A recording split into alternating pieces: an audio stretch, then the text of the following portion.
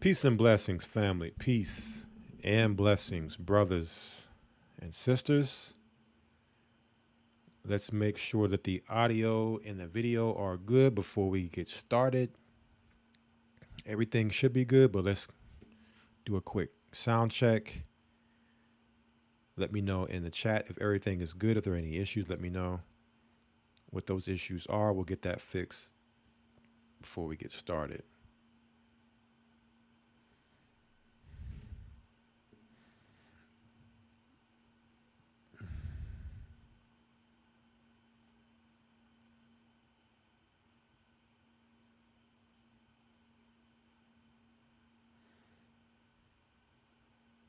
All right. Someone says no sound. So if you're not getting any sound, it's probably you got to check your device, your settings, because we have 3 people saying everything is okay. All right. So check your settings there. In the meantime, we're going to go ahead and get started. So let me go ahead and pull everything up here.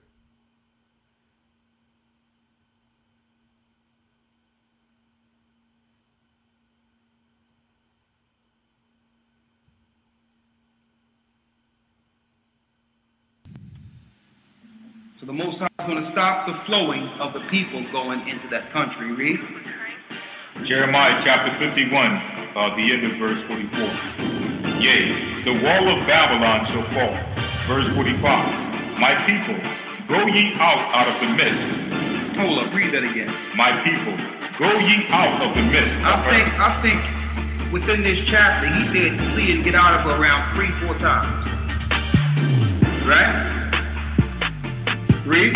My people, go ye out of the midst of her, and deliver ye every man his soul from the fierce anger of the Most High Ahiah. And let your heart faint, and ye fear for the rumor that shall be heard in the land. A rumor shall both come 1 year, and after that in another year shall come a rumor. And wars and rumors of wars.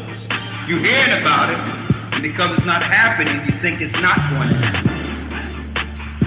Read. Verse 46, end of verse 46. And violence in the land, ruler against ruler. Verse 47. Therefore, behold, the days come that I will do judgment upon the graven images of Babylon, and her whole land shall be confounded, and all her slain shall fall in the midst of her. Then the heaven and the earth, and all that is therein, shall sing for Babylon, for the spoiler shall come up unto her from the north, saith the Most High Ahiah. As Babylon hath caused the slain of Israel to fall, so as Babylon shall call the slain of all the earth. Ye that have escaped the sword, go away, stand not still. Remember the Most High Ahiah afar off, and let Jerusalem come into your mind. Listen to this clear. Ye that have escaped the sword, that means you escape the destruction that's coming to Babylon, go away and stand not still. So when you leave, remember the power or the God, Ahiah, afar off, and let Jerusalem come into your mind. That's looking forward, not looking back. Now let Jerusalem come into your mind. She's finished. Right? Read. Verse 51. We are confounded because we have heard reproach. Shame has covered our faces, for strangers are coming to the sanctuary of the Lord's house. Strangers have destroyed us. Strangers have destroyed our sanctuary, our belief. They destroyed our understanding so that we cannot connect to our God. They've given us their God. Baal, Satan, the dragon, Moloch. These are the gods we've been worshiping ignorantly. Jesus. Zeus. Okay, we ain't know nobody named Jesus. Total madness. And then when we wake up and understand these things, we say, well, hold up. I'm a stranger here. You dragged me here. And the Most High starts reviving us. They be like, okay, we have one who's the extremist. You're a terrorist. Read on. Jeremiah chapter 51, verse 52. Wherefore, behold, the days come, saith the Most High Ahiah, that I will do judgment upon her graven images. He's going to destroy all your images and your idols. And man, if you even look at Washington, D.C., it's idol after idol, monuments of idols, obelisks, which is man's personal member. That's what our obelisk is. What's that, the Washington Monument? Idols every place. 5-pointed stars every place. But what if some did not believe? So what if you don't believe what we're teaching you? Paul asked, so what if some did not believe? Shall your unbelief make the faith of God without effect? You mean the Most High is going to stop his whole program because you don't believe something? No, you're dead. That's what you are. Okay? His program was before us. And it will be well after us. And that's for the people that's walking out there. Well, they're boys all the time. There've always been these situations. Every few years this happens. Nothing is going to change. That's a dead man. Shabbat Shalom, Barakatham, Wathawada, peaceful Sabbath. Bless you all, and thank you for tuning in to another live stream of Friday Night Sabbath coming out of Babylon here for the Gathering of Christ Church, where we connect the dots of our reality and current events with the Word of God and Bible prophecy. I'm your host, Brother and Elder Ramar Karab. It is 7:46 p.m. Central Standard Time, September 26, 2025, and I pray you brothers and sisters out there are doing well today, this evening, wherever you are, whatever time you're watching, whether you're watching live or you watch this on demand in the archives. We are starting a little bit late this evening. We were just tuning in to the Patreon, listening and watching Elder Lawyer, who just went off, and so we were waiting for the conclusion there before we got started here. All right, so nonetheless, we have a full packed broadcast for you all, live stream for you all this evening. We were not on last evening. We were in the Feast of Tabernacles, so I pray you brothers and sisters had a blessed Feast of Tabernacles. You've had a blessed 7th month of the year. Speaking of 7, a lot of 7s tonight. We'll be dealing with that number, but yes, hopefully you all have had a blessed week as well. And now that your Sabbath is beginning or has begun, I pray that your Sabbath will be blessed also. All right, before we get started, got to give all praise, honor, glory to the Godhead, the Elohim, some may know as the Elohim, the Heavenly Father, whose name in the Hebrew is Ahaya, his Son, whom the world knows as Jesus Christ, but his name in the Hebrew is Yeshaya, and the Holy Spirit in the Hebrew is Rawak. I'm going to give all praise, honor, glory for making it through this week. Right, very, very challenging times, a lot going on, okay? And so every day is its own challenge, its own testimony, its own trial, right? So it's always a blessing to make it to another holy day. Yes, Friday night starts the weekly holy day, right? The Sabbath. Friday night to Saturday night is the Sabbath, all right? The Lord's Sabbath, 7th day of the week, all right? So we are where I'm at, my neck of the woods. We are now coming into the Sabbath. So it's always a blessing to see this day, give honor, praise, glory to the Most High for his day, where we can kick back, relax, some of us, right? Some of us have to, we might be probably the busiest day of the week for some of us, right? And, but nonetheless, we get to connect with the heavenly realm and really just resonate with the Most High's frequency. So definitely want to give thanks for being here this day, as well as being here for this live stream. Again, it's always a blessing, never taken for granted. It is never promised to be here. Okay. Very challenging to be here. Past day, a lot going on, juggling many different balls, trying to get here. So I said, man, it is something about this broadcast tonight that the devil does not want it to come out. But we're going to fight and do everything we can to be here to bring the information out. Don't worry, right?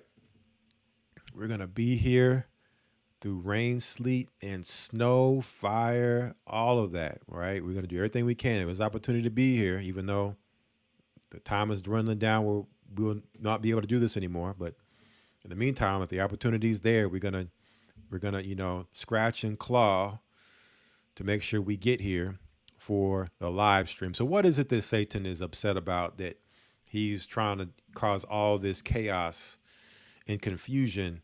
They would try to prevent a live stream like the live stream tonight. Well, let's get the title. Maybe you brothers and sisters can get some, some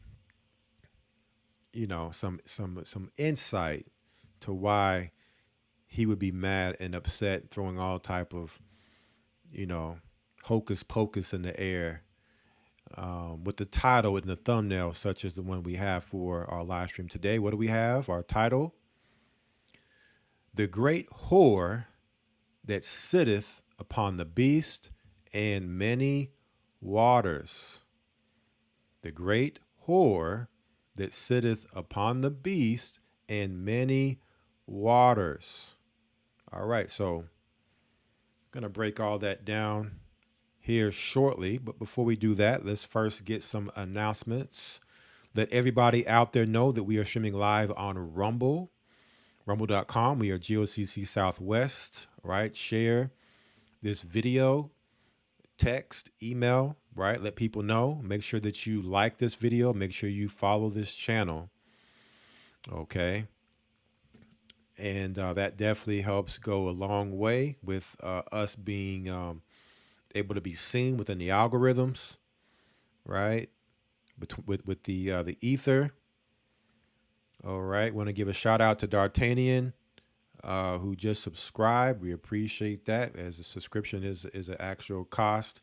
So we definitely appreciate that. It goes towards the work and furthering this church and ministry. You can watch our live stream on Rumble through any web browser. Okay, on any device. If you're having issues streaming, brave.com, get the Brave browser. It will stop any issues with streaming that you're having, any interruptions that come through ads and things of that nature. Okay. And should clear it up.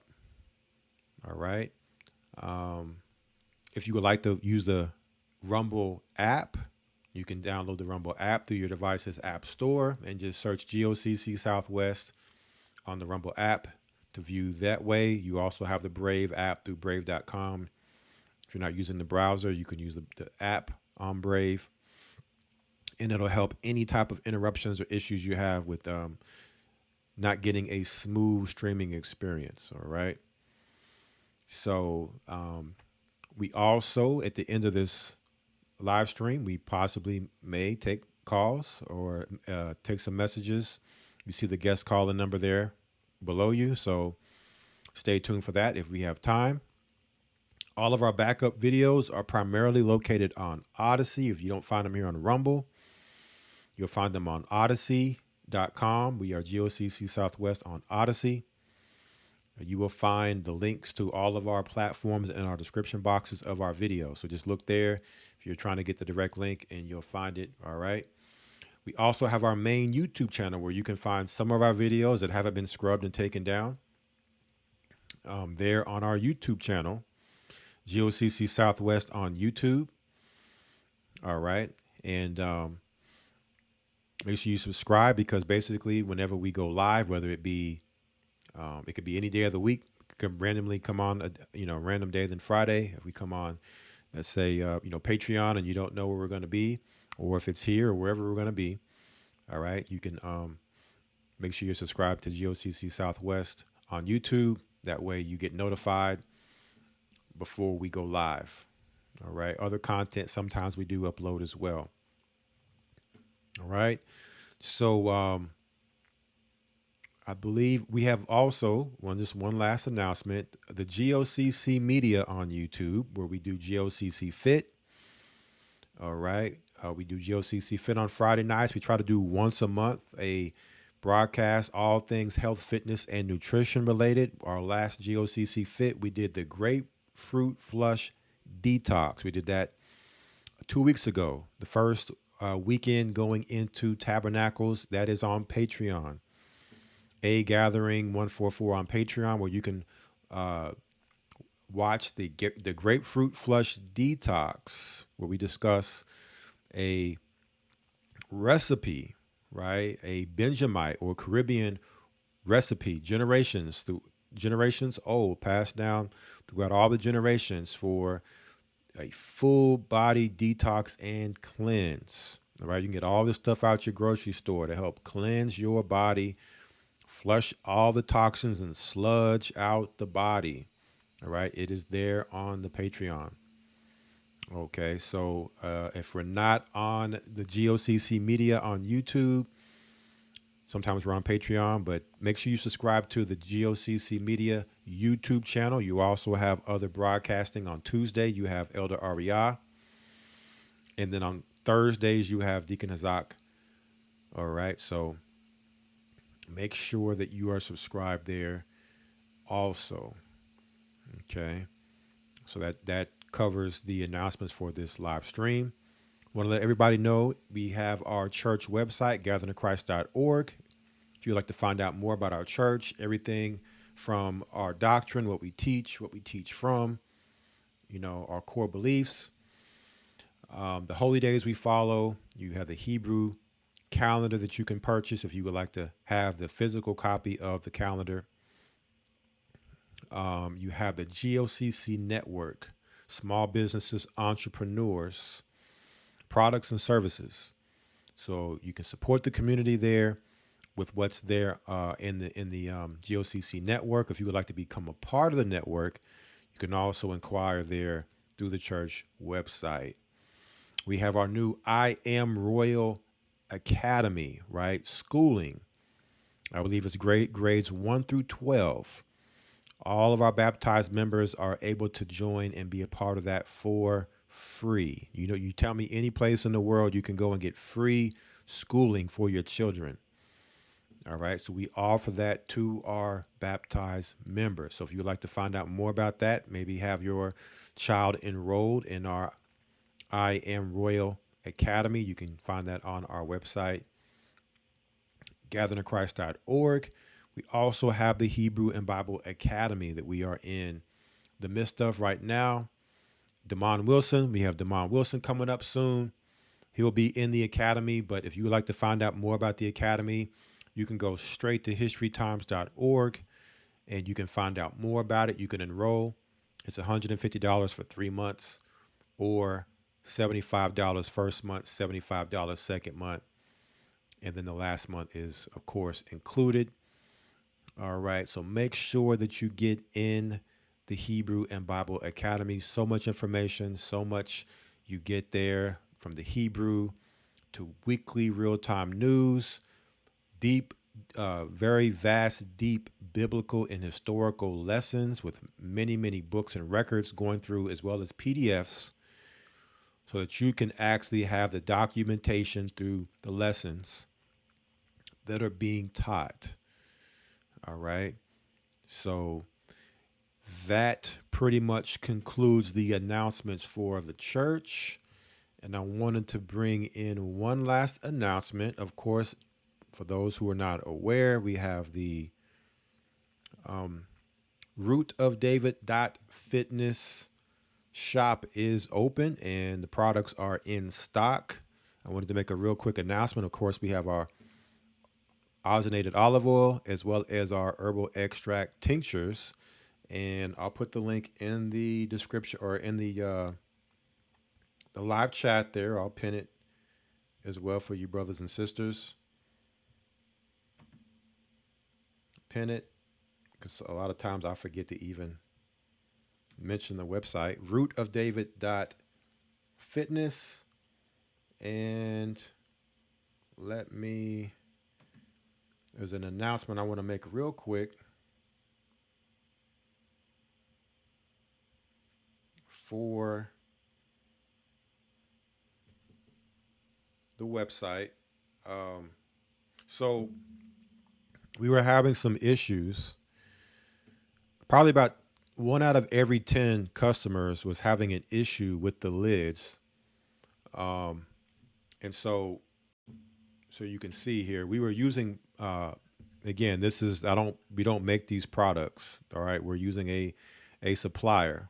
And so you never know what you're going to get until you use it. So these plastic lids is what came with the glass jars. Okay. There was an issue with leakage. The jar and lid were sold as leak proof. So you don't know until you get it to find out that there were some issues for some people with it leaking. We also had some issues with the plastic caps breaking, which would then lead to leaks, right? So what we've done is we believe we finally found a supplier where we can fix this once and for all. We have a supplier now that has supplied us with aluminum foil caps, right? So you see your aluminum foil cap here. So these aren't going to break, okay? So you don't have to worry about anymore for those who've experienced any type of broken lid. Also, we are also sealing the inside, okay? We're sealing the inside so there's no leaking, right? And then this aluminum cap, right, fits snug on here, perfectly fits. Okay.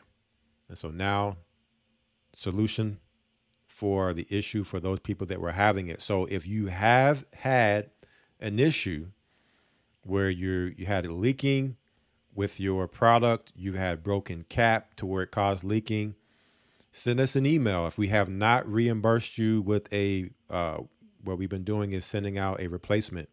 Send us an email, rootofdavidfitness@gmail.com. Send us an email and we will get you a replacement, right, to fix the issue if we haven't replaced it as of yet. So all new orders, you're going to start to see these aluminum foil caps, and it should completely resolve and solve the issue we were having with the leaking and the broken caps. It was really only about 10% of our customers that were having this issue. Majority of people weren't having this issue. So again, when you start off doing business, it's a lot of things you have to figure out, especially when you're dealing with someone else's products. Again, we don't make, the glass and the caps. We had to go through somebody and try different vendors out, different suppliers to see, okay, what's going to work. So it's a learning process. We do appreciate everyone's patience through this process of getting you, a very, very, powerful medicinal salve and balm with the ozonated olive oil. And I understand, hey, listen, when I pay for something, I want it to be right. So, and brothers and sisters have been very understanding, very, like I said, patient. So we definitely appreciate that while we get it right, because we want to make sure people are happy and that is right. Okay. We're not here to do anybody wrong. It's not the purpose of this. So we're going to do it until we get it right. All right. So just wanted to make sure everybody knows about that. rootofdavid.fitness. So now let me ask you, brothers and sisters, a question before we get our title. Right. Let me ask you all a question. Let's get ready to rumble. Are you brothers and sisters ready to rumble?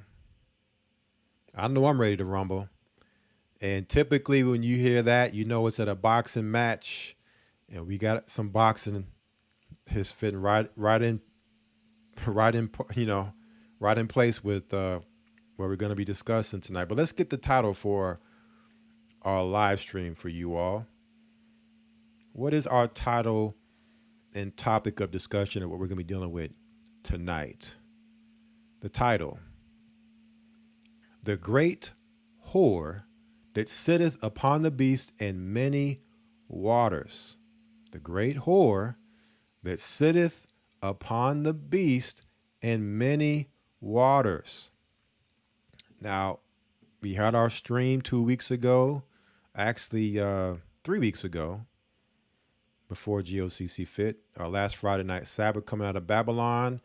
America's Babylonian mysteries revealed in stone, going through the different architecture, almost like hieroglyphics, where you're seeing the Babylonian architecture and imagery and mysteries, riddles in the stone and architecture all throughout America, especially on the East Coast. When you start talking about dealing with, the nation's capital and the first nation's capital, which was Philadelphia, right?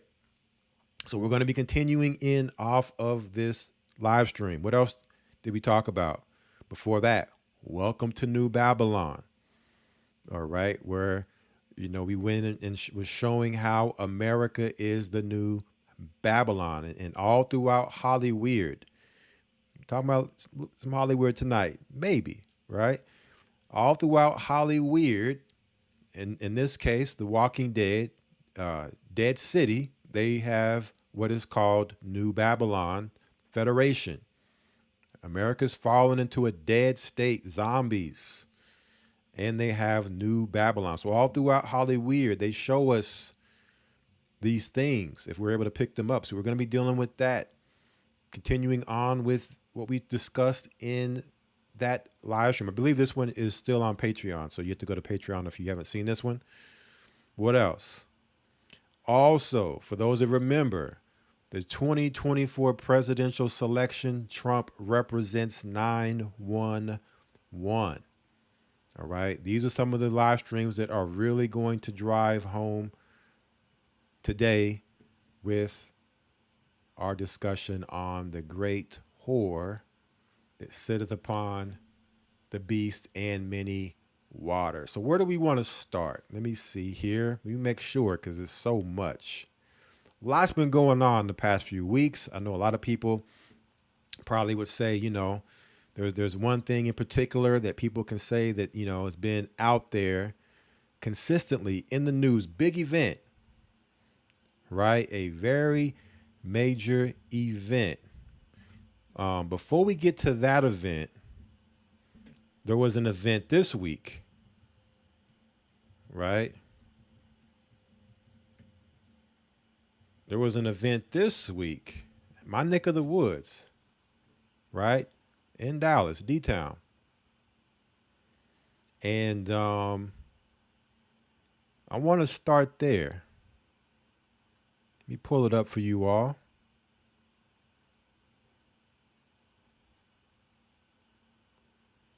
One moment here. Gonna pull it up. Something happened in Big D. So what do we have? We begin, though, with Brooke Taylor. What do we have? It says breaking. Gunman ID'd after Dallas ICE facility attack. So we had what they're telling us, another event. A attack at a Dallas ICE facility by a gunman. FBI probing incident as act of targeted violence. Let's check this out here. Let's see what in the Hades is going on in Babylon now. We begin, though, with Brooke Taylor. She is on the ground in Dallas with an update for us right now. Hi, Brooke. Hi, guys. Yeah, officials spent most of this press conference talking about how this anti-ICE rhetoric has to stop, or you have this violence like this happen. Federal agents, they're just trying to enforce the law, these officials say. The FBI is now investigating this as a targeted act. Here is what we know. Homeland Security says that before 7 a.m., a sniper started shooting from a nearby rooftop and fired indiscriminately at the ICE facility, including a van that was in the Sally Port. DHS says 3 detainees in that van were shot, and at least one of the detainees was killed. The gunman then turned the gun on himself. Officials say no ICE agents were hurt. The FBI, though, shared pictures of rounds found right near that shooter with anti-ICE engraved on those shell casings.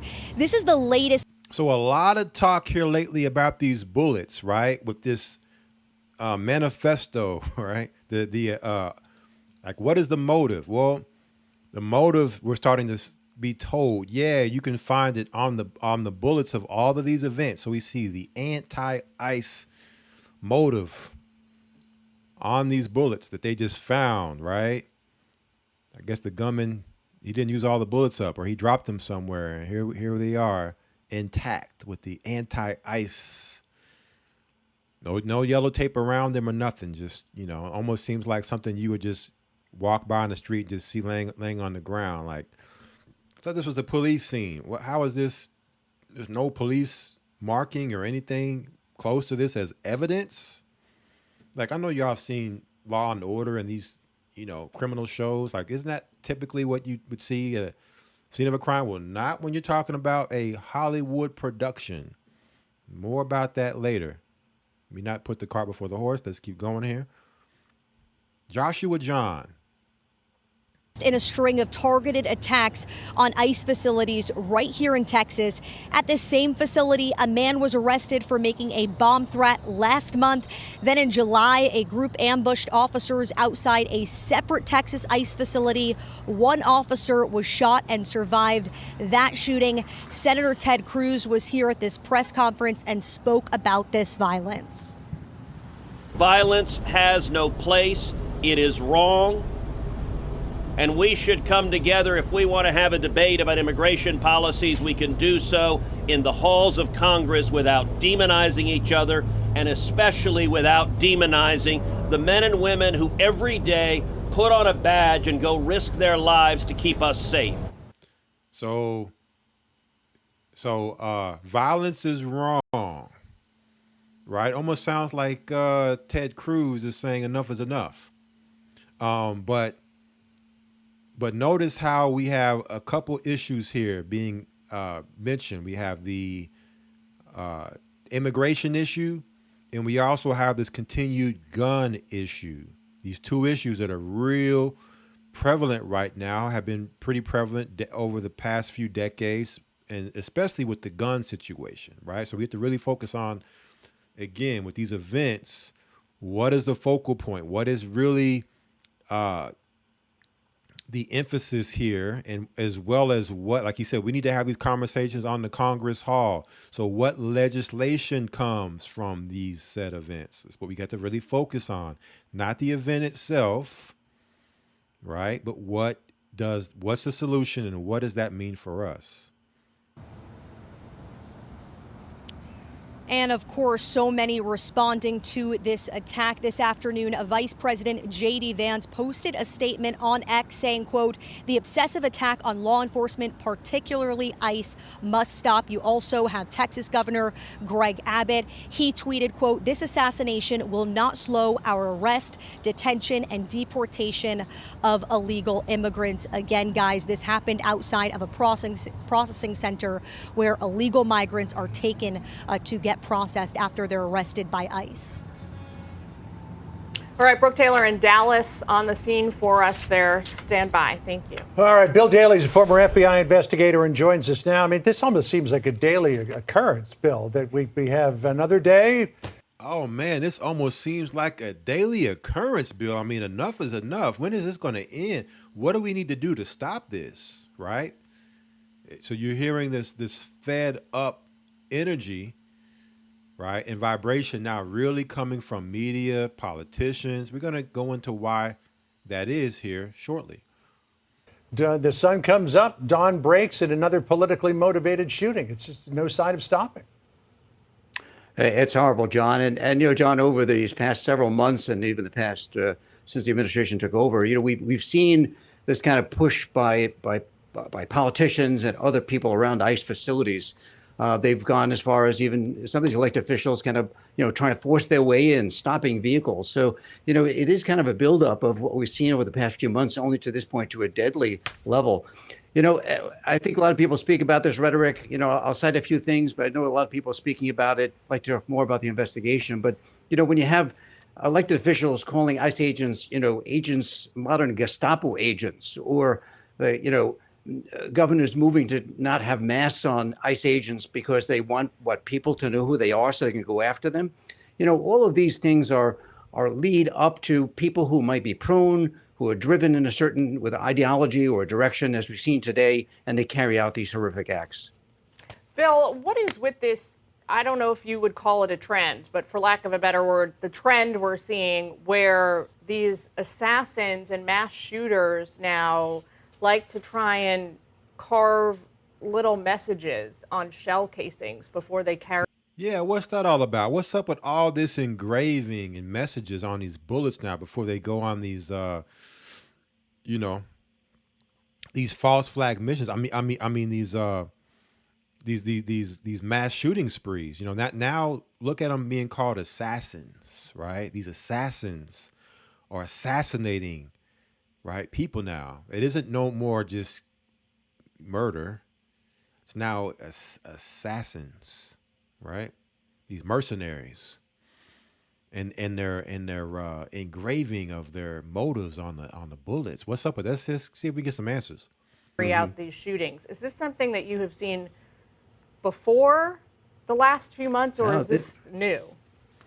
This is, I mean, it may happen periodically over a period of time where individuals, murderers, or other people may do something similar to this, but it's not a trend. This seems to be certainly a trend. You know, we saw it with the Mangione shooting in New York against the United Healthcare CEO, where he left those bullets on the sidewalk. We saw it with Charlie Kirk's shooter, and now here. So, you hate to say copycat, but certainly all the hallmarks of it is, within the past few weeks, months, if you will, we have people doing the same thing. The other thing, Jillian, I want to talk about is the FBI's investigating this. I think, a couple of positive things to be taken away from this. A, law enforcement was extremely responsive to this. FBI there on the scene. I think under the leadership of Director Patel, they're trying to be very forward-leaning and transparent. That was mentioned both by the SAC, agent in charge of the Dallas office, as well as Director Patel, who came out and posted those images that you just referenced. So they're trying to be as transparent, as forward-leaning as they can,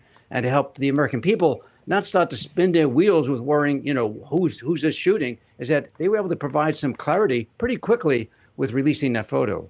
I want to come back, Bill, to this idea, the rhetoric. This is Joshua Johnson, who's the ICRO director there in Dallas. Here's what he said a little more than an hour ago. This is the second time I've had to stand in front of you and talk about a shooter at one of my facilities. And I think that the takeaway from all of this is that the rhetoric has to stop. There are people out there who are seeing what is being placed online, and they're coming and they're doing acts of violence against ICE employees. The rhetoric has to stop. Enough is enough. Enough of this already, right? Online posts leading to violence. So now the next thing we're seeing is online radicalization, right? And the internet and social media now is a problem, right? These social media posts online now are leading to violence. So we now have to do something about the internet and what people are doing online. So what now is going to happen there legislatively in government control? See, these are things we have to really start to focus in on, because we get caught up in the event and don't pay attention to that the pen is mightier than the sword, and what's happening in these dark governmental rooms while everybody's sleeping, and these bills are being passed. We should mention that there were the shootings at ICE facilities in Texas not long ago. Add to this, and then you have the shooter, who sources identified to Fox News as 29-year-old Joshua John. We're trying to find out more about this individual, who takes a gun, looks like, according to the stripper clip that we saw a picture of posted by the FBI director, that it was just a typical hunting rifle with a capacity of 5 cartridges. Takes that weapon, aims it at the ICE facility, starts firing at will, and then takes their own life. And is it this rhetoric that people just keep doubling down on that suddenly causes someone to snap?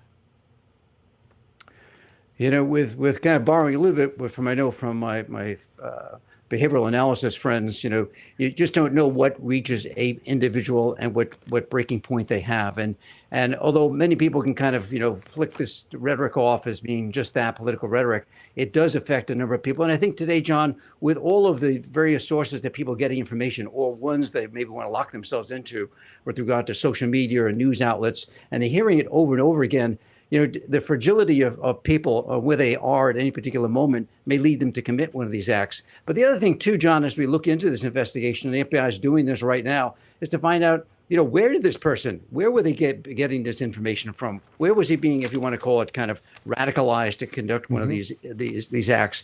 Who was he around? Was he talking to other people about this? It's the same thing they're going through right now, still on the heels of the investigation of the Charlie Kirk assassination, is to find out who else might be in the orbit of this person who may have either encouraged, provided information, in any way knew about these plans and didn't come forward. So, there's still a lot of stones to be turned over in this investigation. We've been talking a lot on this channel, Bill, this week about mask mandates for ICE officers. A new rule proposed and put forward by Governor Gavin Newsom. Take a listen to what he said on Saturday. I want to get your response. I'll be signing a bill, the first in the nation, saying enough.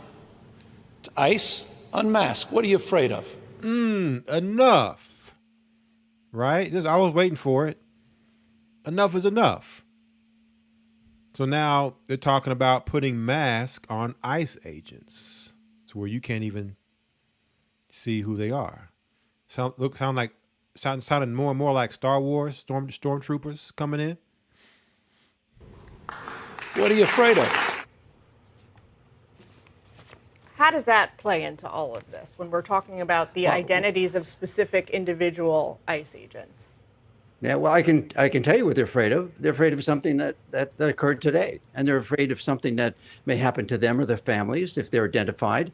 We're not talking about normal, everyday police operations where people in patrol cars or FBI agents are out there conducting, everyday activities. But when they're involved in these more contentious issues, which seem to be in certain locales more contentious than others, is they're very much concerned about their well-being and safety of themselves and their families, who may come under attack. Could be everything from people showing up at their doorstep, easy today, a couple of clicks away, you can find out who somebody is by an image and therefore where they live. So those are the things people are concerned about. So I mean, you have to really, when the governor says that, you have to say, well, what is he then saying? He's saying that it's okay for all these people to then be further exposed because they're carrying out their duties as sworn law enforcement officers of this country, carrying out the laws have been prescribed by Congress. So, I mean, I think we have to take a look at that very sobering. The other thing, Jillian, is that, with a lot of the talk about, people having due process.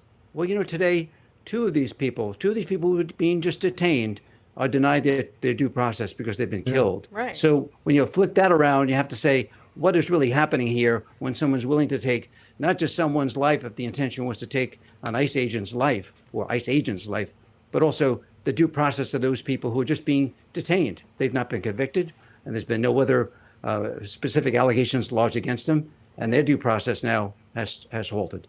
Yes, you have a gunman who allegedly was anti-ICE by the inscribings on the cartridges, the shell casing, and it ended up that it was detainees who died here. Exactly. You mentioned this idea of risk and danger for agents who go out there every day, and they are just merely carrying out the laws of the United States of America. We heard personally from one of them back in July on Martha's show, The Story. Her name is Selena. Listen to what she told us. I'm very proud to say that I work for ICE, and to have to take off my polo or, hide behind so that way my family is not put in danger or my colleagues are not put in danger. And I'm very, like I said, proud to work for ICE and to have to kind of put my polo down or my badge away for the safety of us. So she says that when she's not on the streets there doing her job, she's got to go unidentified because of the potential risk to her or her family. So now check this out, family. So now you have these agents that are working for ICE that are saying they're fearful for their lives because a situation like this, that you would have crazed nut jobs come after them and try to take them out and their family. So again, what is this leading to? Like, what is the solution now based upon what they're saying has happened? What is the solution now to protect these agents and their family from these psychos, these psycho gunmen, right?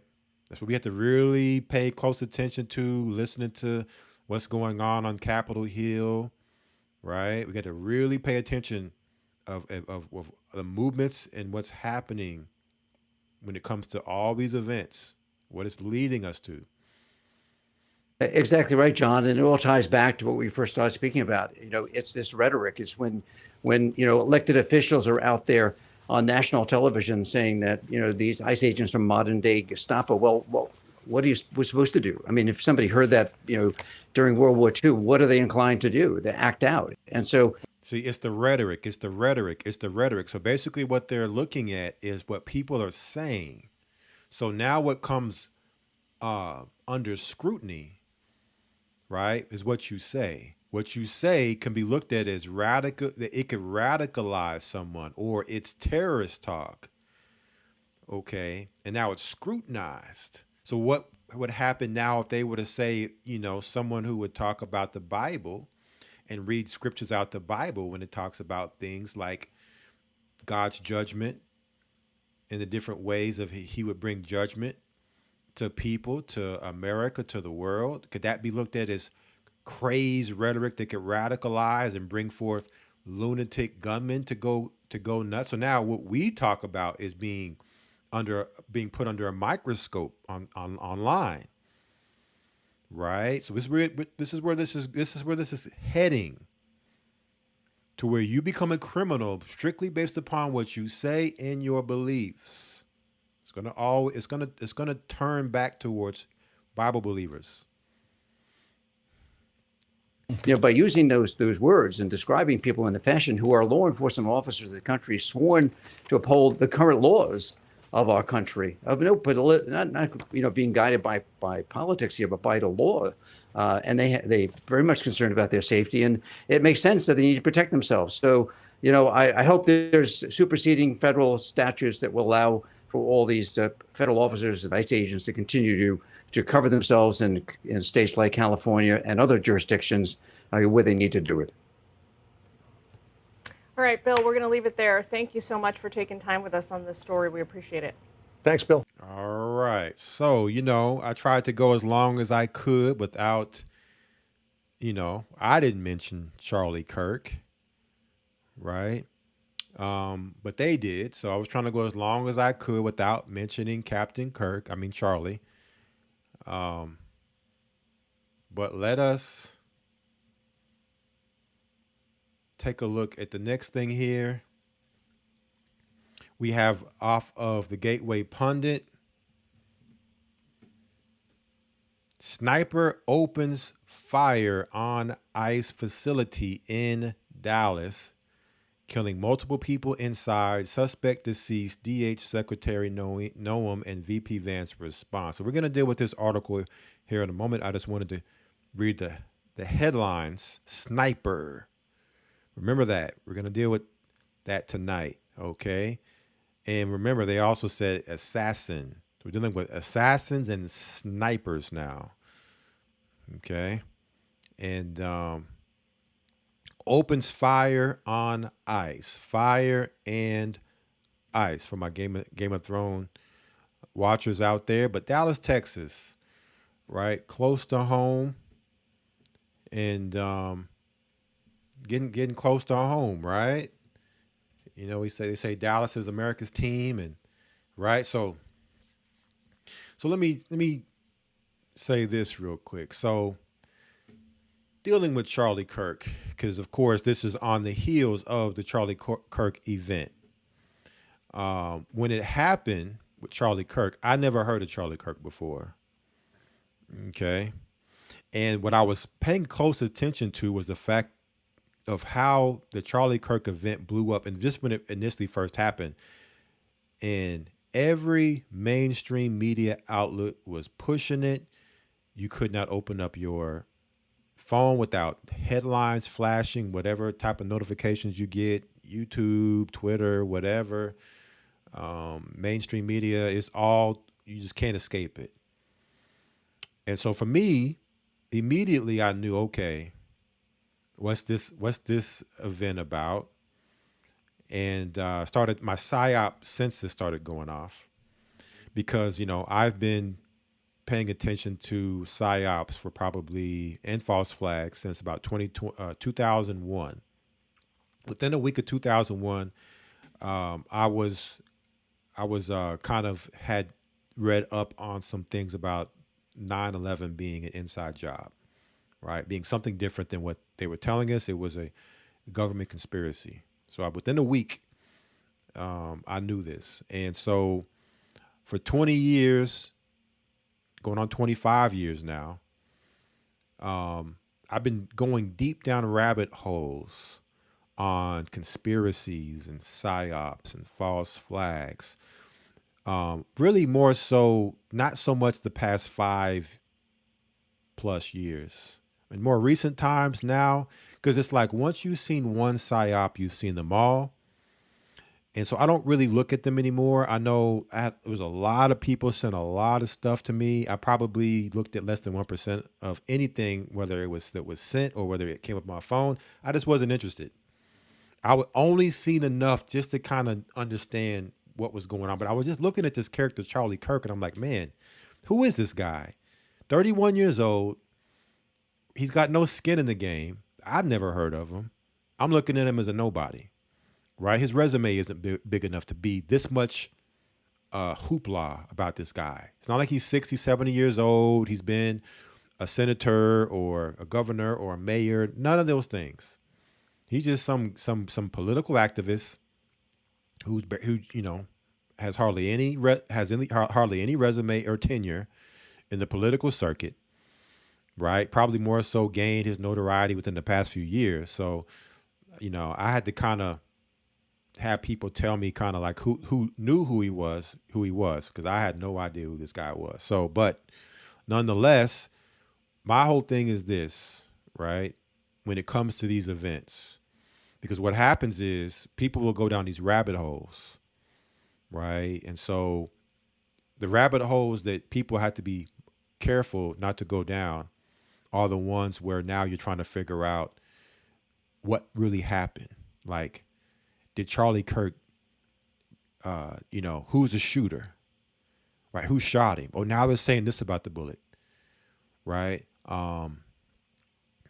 Is he really dead? Or did he die? So, these are endless rabbit holes. You start going down them, you'll end up chasing your tail into oblivion, and you'll never come to the conclusion of what on either side what happened. So what we have to do is more so understand that these events lead us someplace. When you've studied the game plan, I'm gonna call them the powers of darkness. For layman's terms, people may be more familiar with the term Illuminati, but the Bible calls them the powers of darkness. When you've studied their playbook, okay, and you studied their script, they use the same page out of the playbook over and over and over again. So at some point, I'm 15 years looking at this. You just get tired of looking at it. And so I don't have to go down the rabbit hole to understand what's going on here. I know the hallmarks of a psyop and a false flag to know, okay, that's what it is. I'm not going to put my energy into that because for me, I'm just speaking for me, I got bigger fish to fry. A lot of projects I'm working on for the church to help the church, personal projects I'm working on. So I want to invest my energy and time into something that can help benefit us because we're preparing for something massive to happen on a catastrophic level. So for me, it's let me do everything I can to position myself as well as help others in the time when it goes down to have things, in place so that we can sustain. And if I put my energy into going down this rabbit hole and looking at seeing, well, who's the killer? Who's the shooter? Is he really get shot? Was it a gunman behind him? You know, kind of like the whole JFK thing. Was it a second? Was it a second shooter? Was it a mystery? Was it a magic bullet? You know, all these different things. Was it AI? Was it not even real at all? Was it just AI that we saw with the blood and everything? See, you end up going nowhere with all that, right? So for me, I look at it as a distraction. I understand the end game, right, and what their plans are, and this is just the next event to help get them to that point. And I'm more so focusing on, okay, because of this event, what is going to happen? What is going to be their solution? What is going to be the laws that are passed? Right? Because either way, real, alive or dead, real or fake, whatever gunman did this or that, all roads lead to Rome. No pun intended. Okay. So that's only thing I'm consider, you know, only thing I'm really focusing in on is that. Okay. So I just wanted to say that real quick, just so people understand. But brothers and sisters have sent me stuff, and I appreciate you, brothers and sisters, for sending me stuff. And I may not get a chance to look at it all, but it does help because it does open up certain rabbit hole for me to go down. I'll get to that here in a moment. But let me go here next. So let's start. So now we saw this alleged ICE shooting in Dallas. I'm just going to call it alleged because we're dealing with media. And we've already shown through Operation Mockingbird, declassified, CIA controls your media. And the CIA runs trauma-based mind control operations through media for programming purposes to induce trauma and fear on the minds of the masses for control.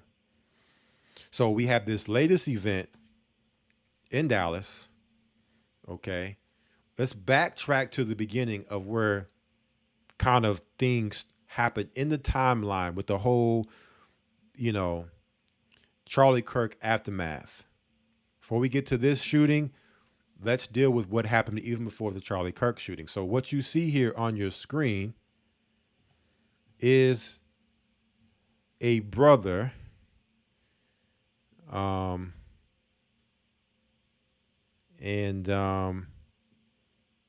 not exactly sure of his name. If somebody knows his name, you can put it in the chat.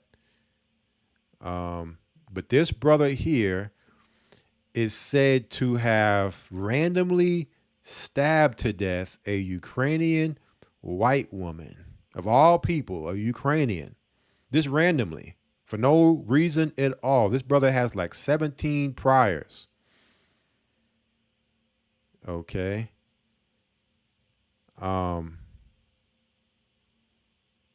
What is this brother's name? It just says man. Man charged. The Carlos Brown Jr., it looks like is what his name is. You all can fact check me on that. I don't really care about his name. I just wanted to get the name out there. But we were told that this man randomly stabbed this Ukrainian woman on a subway for no reason at all. He just randomly went crazy and started stabbing this woman. That's what we're being told. So this is where we want to start with this. All right. So let's start here with the video and a breakdown to this event. This is a Instagrammer, and we're going to watch this breakdown. Coincidence Yoey. It says PSYOP breakdown part 3. So let's listen to his breakdown of this. I don't know why you want to believe this is real, but here we go. Let me make it bigger for you all.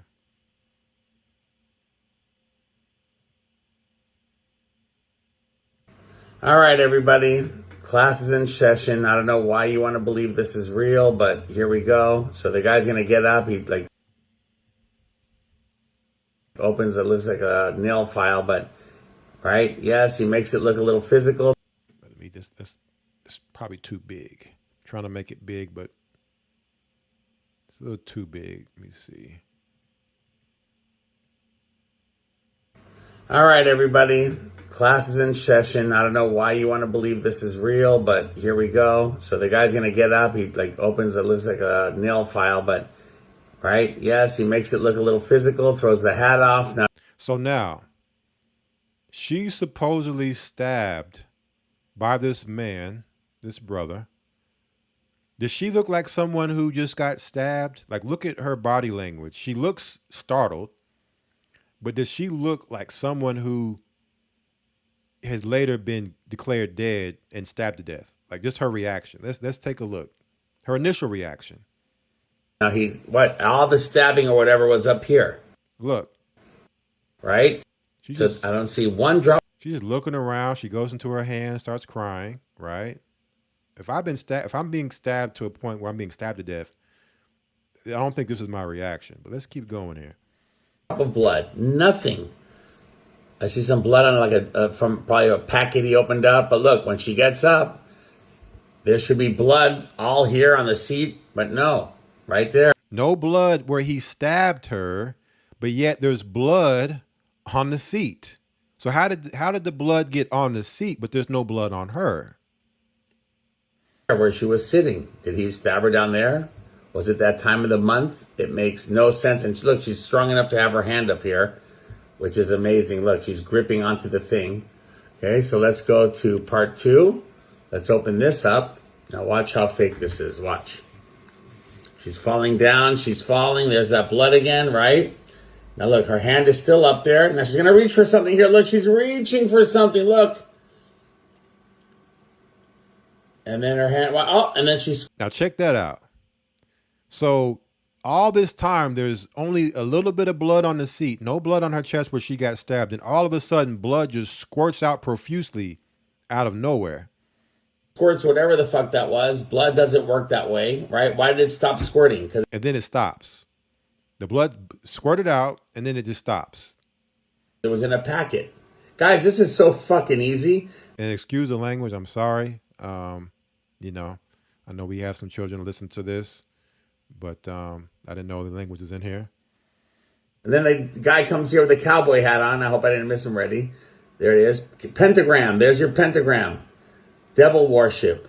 What happened to all that? Look, the blood exploded out and it just stood there. Yeah, it just stops. There's no flowing of blood. It's just blood that just out of nowhere. It wasn't there for about 15, 20 seconds. And out of nowhere, it just busted out of nowhere and then it stopped. That's not how getting stabbed to death works. Right? Where you're not bleeding and then all of a sudden 15, 20 seconds later, blood squirts out of nowhere and then it stops. Still, where's all the blood? How did she have the power to reach for whatever that was up there? I wish I could go back. I can't go back, but you'll see it. Okay? Guys, for those of you that want to believe it, Benny, hold this. For those of you guys who want to believe it, I don't know why you want to believe it. It's divide and conquer. It's the same old shit. If I thought this was really troubling, I wouldn't have my 7-year-old recording this. But he already knows that it's all what, Benny? Fake. All right. Bye. So I thought that was a very interesting video because all the videos I saw was the brother, he was reaching back to stab and it froze. And you didn't see the video start back up again until he was gone.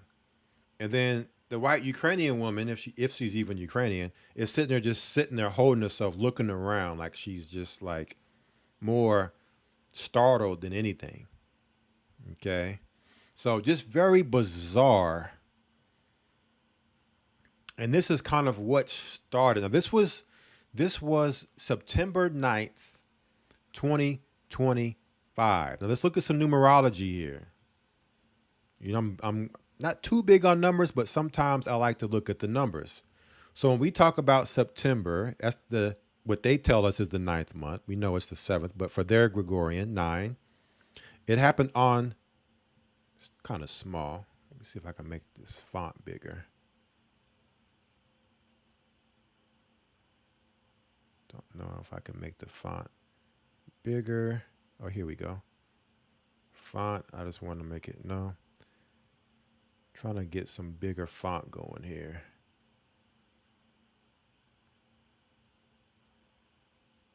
Let me do this. Open up Word. So we have the 9th month.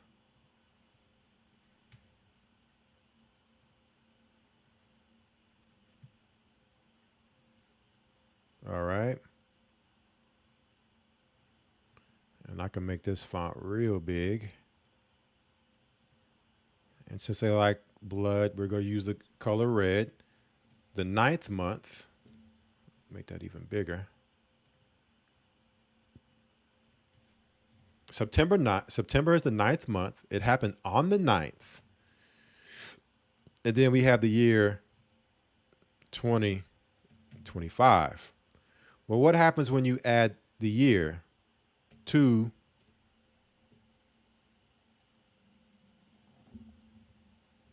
plus 2 plus 5 equals what? 9. So ultimately what we have here is 9, 9, 9. Now, when you turn that upside down, what do we get? 6, 6, 6. The devil in the details, right? So when I seen that, wasn't even looking for that. I just thought of the date. I said, let me look at the date. So that's what I seen with the date. So it makes sense that an event like this would happen on that particular date. So now everybody started getting in an uproar. All black people are criminals. Anybody that watched the Patreon with Elder Lawyer, he was going into, how we're so criminalized as black people and we are the only ones that commit crime. So this fits perfect into the narrative that black people are beasts, criminals, the black man going against the white woman narrative, King Kong, the ape and the white woman, Birth of a Nation where black men are raping white women, on and on and on. This is the image that they want of their innocent women being targeted and terrorized by the big bad black man, right? So now, from there, within that time, I can't remember exactly the time frame this happening, but I got to give a shout out to, it was a brother that commented on the last Coming Out of Babylon we did, right? The last one we did, America's Babylonian Mysteries Revealed in Stone. We had Matt Stanfield sent me a comment, and I went to go check the comment. He said, Elder Ramar, please check the short posted on Charlie Kirk's YouTube channel of Trump titled Enough is Enough, posted one day before Charlie Kirk was assassinated. Now they're calling it assassination, right? I'm saying if he was killed, it was murder. It wasn't assassination. But they're calling it to give it more oomph, an assassination. So I said, really? Let me go check this out. So I went over to Charlie Kirk's YouTube channel to go see about this video. And sure enough, on September 9th, after this happened, Charlie Kirk posted this video with Trump titled Enough is Enough. Let's watch this video here. For far too long, Americans have been forced to put up. Right? Let's listen to the president speak, and let's also keep in mind, here goes Charlie Kirk. This is his YouTube channel, 5.5 million subscribers. I mean, I don't know how this guy, that is crazy. Sounds like CIA to me, but anyways, 5.5 million subscribers. He's putting up a Donald Trump snippet titled Enough is Enough. What is this about? Let's see. For far too long, Americans have been forced to put up with Democrat-run cities that set loose savage, bloodthirsty criminals to prey on innocent people, really very, very innocent people. In every place, they control radical left judges, politicians, and activists, and they've adopted a policy of catch and release for thugs and killers. In Charlotte, North Carolina, we saw the results of these policies when a 23-year-old woman who came here from Ukraine met her bloody end on a public train. And here's a picture of it. This is the picture of it. So now on 666 or 99/20/25, Charlie Kirk is now showing this event, or actually he's actually showing Trump talking about this event with a black man allegedly, supposedly stabbing a white Ukrainian woman. Trump opens up by talking about these liberal Democrat cities where Democrat mayors and governors are allowing for criminals and crime to run rampant, to where people who are innocent, and Trump doubled down and said very, very innocent. So here we have the very, very pure, innocent white woman and the big bad monster black man, right? With the title, Enough is Enough. And this is a picture of the woman, a beautiful young girl that never had problems. Beautiful young girl that never had problems in life, right? The most pure of women, Ukrainian women. Doesn't get much more pure, right, than a Ukrainian woman. Of all women, they're the purest, right? And look who's next to her. Bugged out, brother, beard, long locks, looking like the Predator, acting like a predator. In life, with a magnificent future in this country. With a magnificent future in this country. So the slaves that built the country, look at the optics here, versus the immigrants that are coming in with a magnificent future in the country that the slaves built. And the slaves are the criminals, the thugs, the hoodlums. Going back to that movie, Birth of a Nation, right? The innocent white woman. In this case, they've upped the ante. No longer are they being sexually abused. They're being murdered by black men now. This is what they're making us believe, right? And now she's dead. She was slaughtered by a deranged monster. She was slaughtered by a deranged monster. This is an event where the president, I mean, murders happen every day, but this event, the president has to weigh in on. I mean, you've had white men kill our sisters, Jeffrey Dahmer style, eating them and everything. Never was a president chiming in on that as a deranged monster. No, this is the deranged monster. I want y'all to understand why certain news is selected to be reported on, or is it even really news? Let's keep going here. Who was roaming free after 14 prior arrests. Roaming free after 14 prior arrests. We cannot allow a depraved criminal element of violent repeat offenders to continue spreading destruction and death throughout our country. So now Trump is vindicated and justified in his deployment of military across the nation. Notice the timing. As the military is being deployed throughout the nation, it was happening prior to this event. Remember, it kind of started with ICE, with the ICE standoff in California when military was deployed there with that protest, leading up to military being deployed for fighting crime in Washington, D.C., Chicago, other cities across the country. And then this event happened. We can no longer allow this to continue spreading destruction and death throughout our country. Listen to the wording here.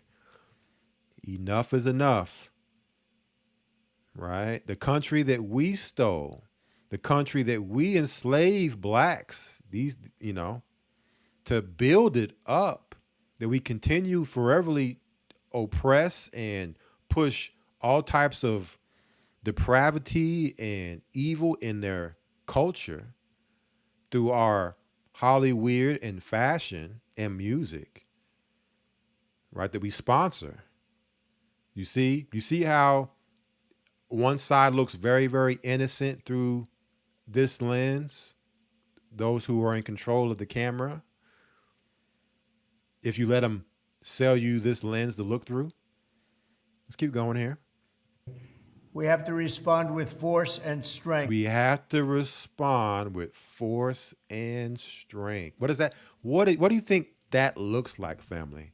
With military on your streets already before this happens, what do you think a response with force and strength looks like? And how do you think black men look right now? Because regardless of however many of these other events are happening with white men, they're saying white men are doing these things. You notice it only really sticks to black men. None of these other events are sticking to white men. Matter of fact, they're flipping these events to even come back to black men. See, but all they had to do was start the events up with the black men, and after that, they could carry out the rest with white men and then somehow flip it to where it's black people's fault. But white men did. We're going to get there. Let's keep going. Let's finish this out.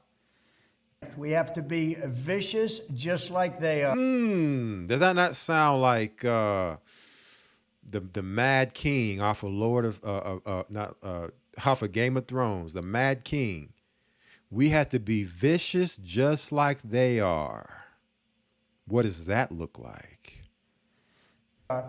It's the only thing they understand. It's the only thing they understand. Who is the they? Who? See, you got to really understand.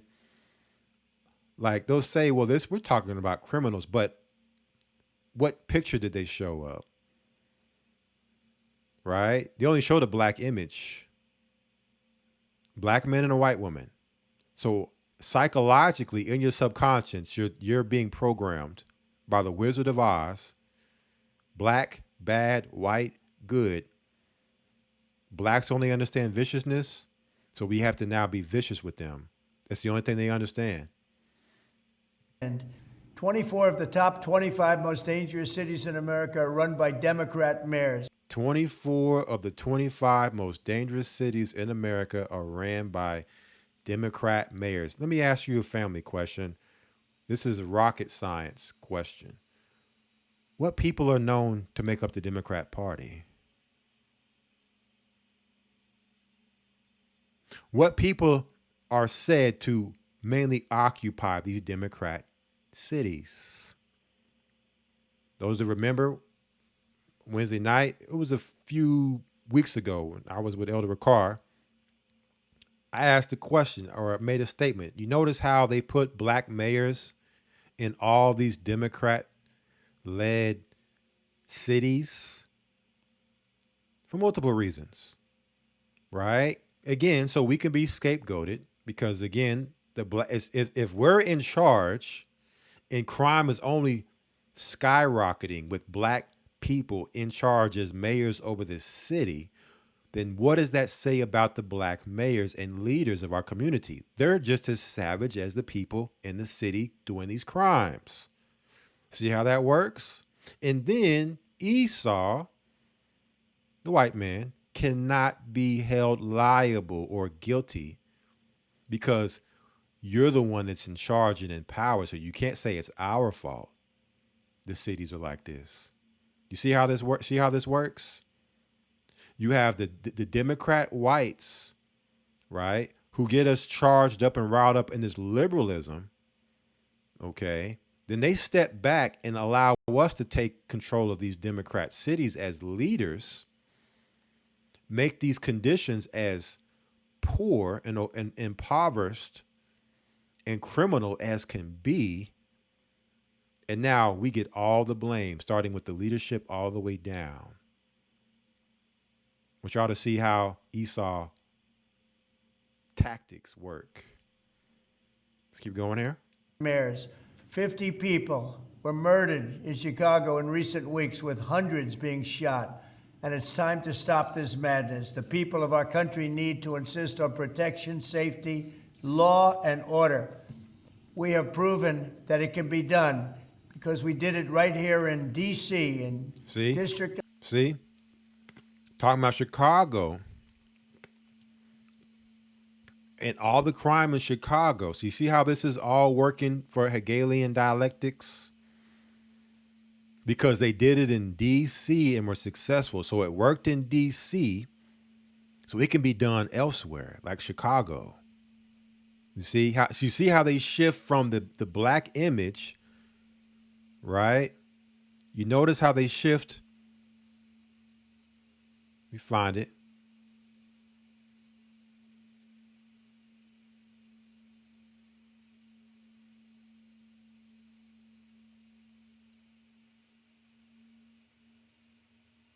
Notice how they shift from this. They go from this to now the solution, military. That was the whole point from the beginning.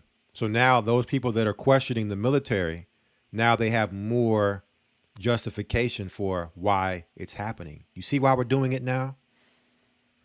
Can you see why? Because of these deranged monsters, the hoodlums and thugs in these cities. We had to bring military in because we did it in D.C. and it stopped the crime. Right here in D.C., in District of Columbia, the capital of America, was a bloodthirsty, horrible, dangerous place, one of the worst. And now it's a crime-free city, and we're going to keep it that way. It can be done. It can happen fast. All we want is, please, Mr. President, we need help. We're going to keep it that way. It's crime-free, and we're going to keep it that way. You know what that means? The military you're going to see the military from here on out, because it's going to take military to keep it that way. All we need from you is to say, please, Mr. President, help. What does that help look like? Jackboots, stormtroopers coming to your city, to a city near you. And black people have already been, right? We've already been monopolized as the culprits. It doesn't matter, who you are or how you live your life. You're already a perpetrator. You're already a criminal. You're guilty just by skin color. That's what this is setting the stage for with this programming. Chicago needs help. Other cities need help. Chicago needs help. Other cities needs help. We'll do what has to be done because we're going to make America safe again. And that includes our big cities. We're going to make those cities safe. We're going to make America safe again. So Charlie Kirk posts this snippet on his YouTube channel the day before he gets shot. And let me pull it back up. So I wasn't looking to go down this rabbit hole, but boy, this brother, if it is a brother, that the screen name, Matt Stanfield, told me to go check out that short posted on Charlie Kirk's YouTube channel of Trump titled "Enough is Enough." And so we've talked about enough is enough for a long time now. And so I'm like, boy, the timing is not coincidental to happen. And I don't know what's going on with this YouTube. The timing could not be more coincidental with what? Let me pull it up here for you all.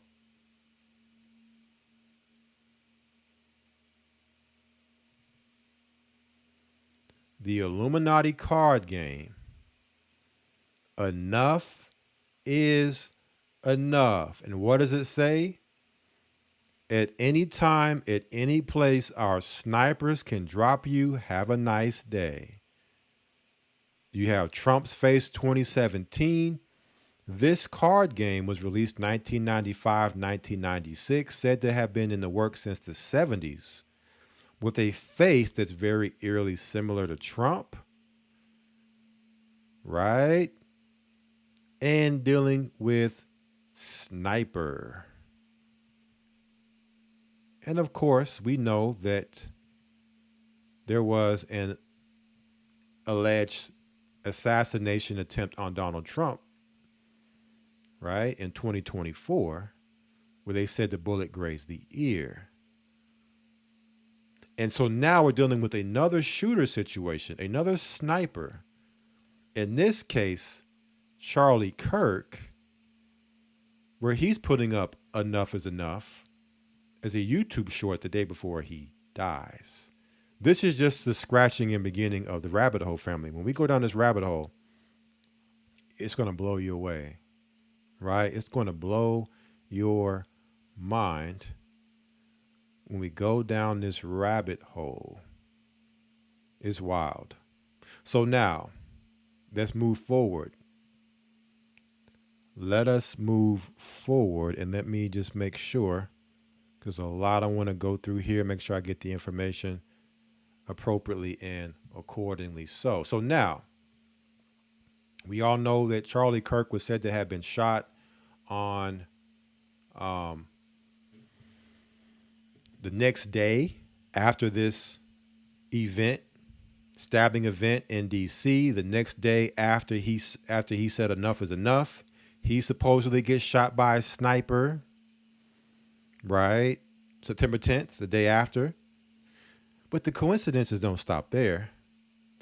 Then I am looking at a video flash across my screen where a movie called Snake Eyes with Nicolas Cage, 1998 film, saying that this particular movie foreshadows Charlie Kirk's death, and a lot of confirmation and connections,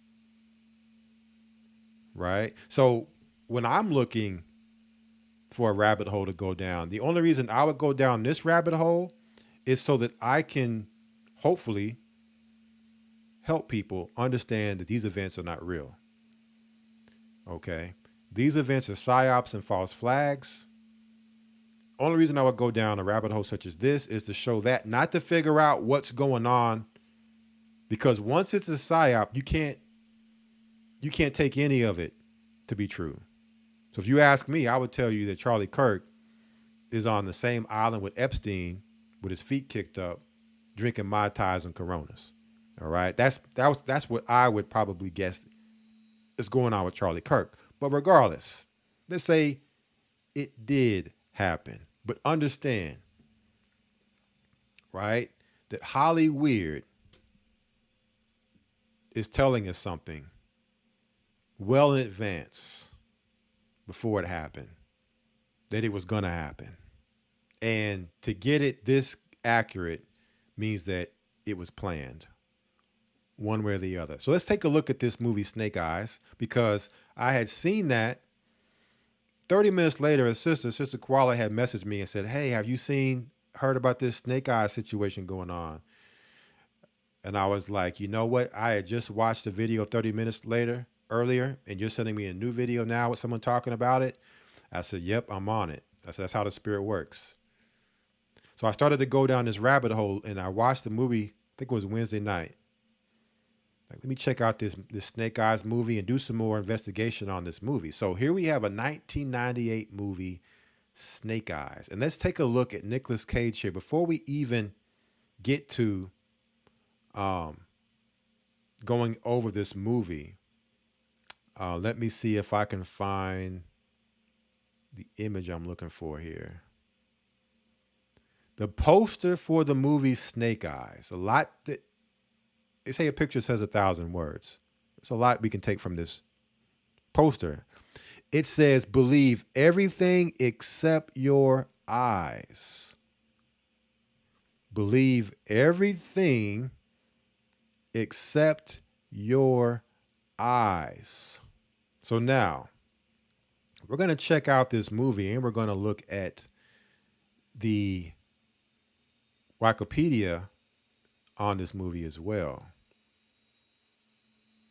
Okay.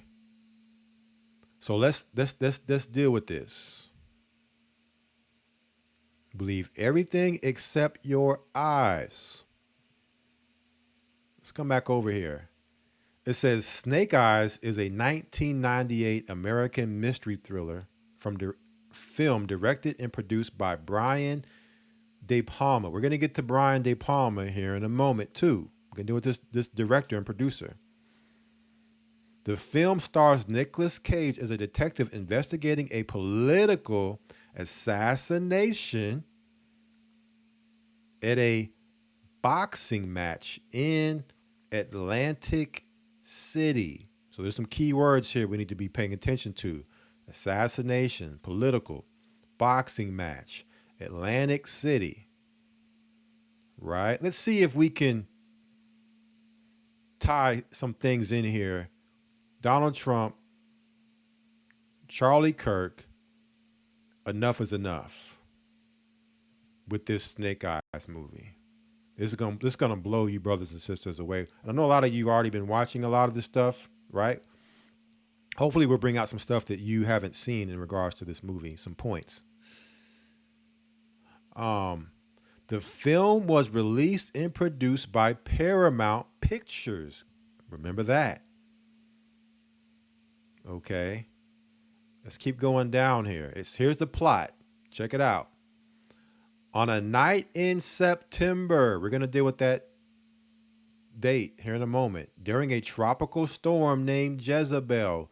Don't forget that either. There's a lot of highlighters, that you all need to bookmark and highlight here. Jezebel, mark it down.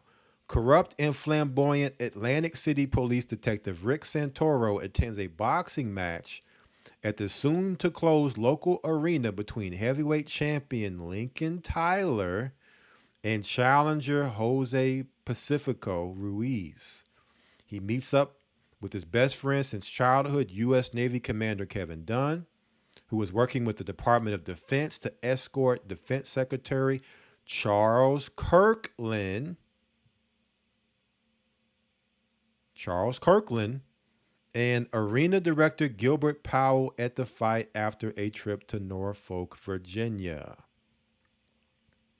As the first round begins, Kevin is distracted by an attractive redhead named Serena, who wears a ruby ring and leaves his seat. All right, we're going to show you this redhead. Talk about her as well, which is then taken by Julia Costello, a mysterious woman with a platinum blonde hair and a white satin suit. When Ruiz unexpectedly knocks out Tyler, gunshots ring out, mortally wounding Kirkland. So Charles Kirkland is mortally wounded by a gunshot and grazing Julia, who loses her glasses and blonde wig, revealing her naturally dark hair. Kevin kills the sniper. So now we're dealing with another sniper situation here, and orders the arena to be locked down. Despite the lockdown, Julia escapes into the casino, covers her wounds in pieces of cloth from her blouse, and steals a black satin jacket to disguise herself. Rick notices that the supposedly knocked out Tyler awoke instantly at the sound of the shots, and after studying the fight tape, realizes the knockout punch didn't connect. Tyler confesses that he threw the fight in order to pay gambling debts. So the fight was rigged. The heavyweight champ through the fight took a fall. And I think there's even something they're showing us with Hollywood with this. When you watch your professional sports, you think it's real, and now even college with all the billions of dollars involved, it's not real. Your sports is scripted. Your athletes are bought and paid for. We showed Shaq, Andre Iguodala, Arian Foster. I've even seen videos with Kobe Bryant where they said it is rigged. They said it was rigged. So you don't have to hear me tell you it's rigged. They said sports is rigged. But notice we're dealing with a rigged situation with Hollywood showing a sniper take out a man by the name of Charles Kirkland. It's a lot to digest with this, right? It says, but he was never told that anyone would be killed, and reveals that Serena, the redhead who tricked Kevin into leaving his post, paid him to take a dive with Tyler, Serena, and the sniper, along with the man who signaled Tyler to go down, and whoever gave him the go-ahead involved. Rick suspects a conspiracy. A conspiracy involving a sniper killing Charles Kirkland. He reveals everything he has learned to Kevin, who confesses that the trip to Norfolk was to test the Air Guard missile defense system. Now check it out. Check what this all has to do with. Which Powell's company was backing. He deduces that the sniper, a known Palestinian terrorist. So this sniper is a known Palestinian terrorist named Tariq bin Rabat, assassinated Kirkland over the Pentagon's large-scale defense cooperation with and weapon system transfers to Israel. So what do we have happening right now in our reality? We have a man who's named Charlie Kirk, who gets supposedly, allegedly, right, shot by a sniper, a political figure. We also have a Palestinian-Israel conflict right now happening in our reality, right? So let's break this movie down. I got the movie. We're gonna play some parts of the movie. I want you all to see this. Okay, so the only reason I even in dealing with the Charlie Kirk situation is to show people that this, what we're seeing, is just a script playing out. It's not real. It is used as a distraction and used to spellcast to put people under trauma-based mind control and to bring forth Hegelian dialectics. And Hollywood has showed us this, is showing us this. And it connects all throughout Hollywood, movies, cinema, right? Anything within the Hollywood circle where you talk about politics, movies, music, video games, sports. So now, let me get the movie and pull this movie up for you all. Boy. So the movie opens, we'll get there in a moment, with a storm at this boxing event in Atlantic City. Here's the sister. She's a news reporter, and she says Hurricane Jezebel. And they stop her and say, no, it's a tropical storm. Don't call it a hurricane, right? A storm called Jezebel. Now check this out. Let's come back here. Let's hear from Charlie Kirk's widow. New York Post. Erica Kirk genuinely rattled after Jezebel paid witches on Etsy to curse husband Charlie 2 days before he was assassinated. Jezebel paid witches on Etsy, put a curse on Charlie Kirk 2 days before he was assassinated. And she's crying with no tears, crocodile tears. Another sign of a psyop. When they cry and there's no tears. Okay, when you go back and you check her out, she does not seem like someone who just lost her husband.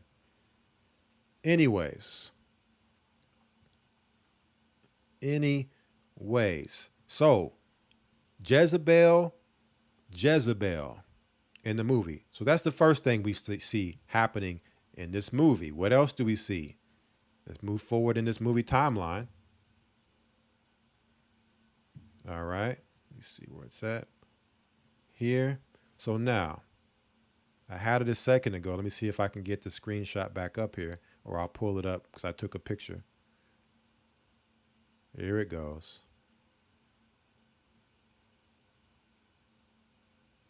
So you see the billboard for the fight with the boxer. Right there. Here we go. Let's take a look at this date here. It says the Atlantic City executioner Tyler vs. Ruiz, September 10th. Same day Charlie Kirk got killed. Same day Charlie Kirk got killed. September 10th is the same day in this movie that Charles Kirkland gets shot. Remember this guy, Tyler, the champion. We're going to deal with that too. But September 10th, and you have your U.S. flags, right? The day before 9/11, 9/11, 1998, September 10th. Now let's go into the event with this politician being shot in this movie. Fast forward. So the fight's about to start. Okay. You see the number 7. Oh, we're going to deal with that number a lot tonight. Right. The professional heavyweight championship. Now, we see a woman in a red dress. We're going to deal with her later as well, the politician. Okay? Have you been writing? And we're going to talk about this man, all-seeing eye, blimp flying around, recording. And you see your round 7. We're going to talk about that number 7 a lot tonight.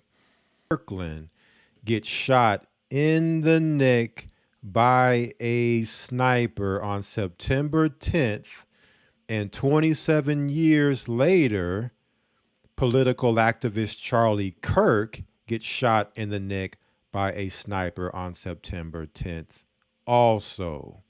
All right. So back to what we're dealing with here. Now let's look more, because we got so much here to show with this movie and the connections here. But let us finish this article out, and we're going to break down some specifics here. So now,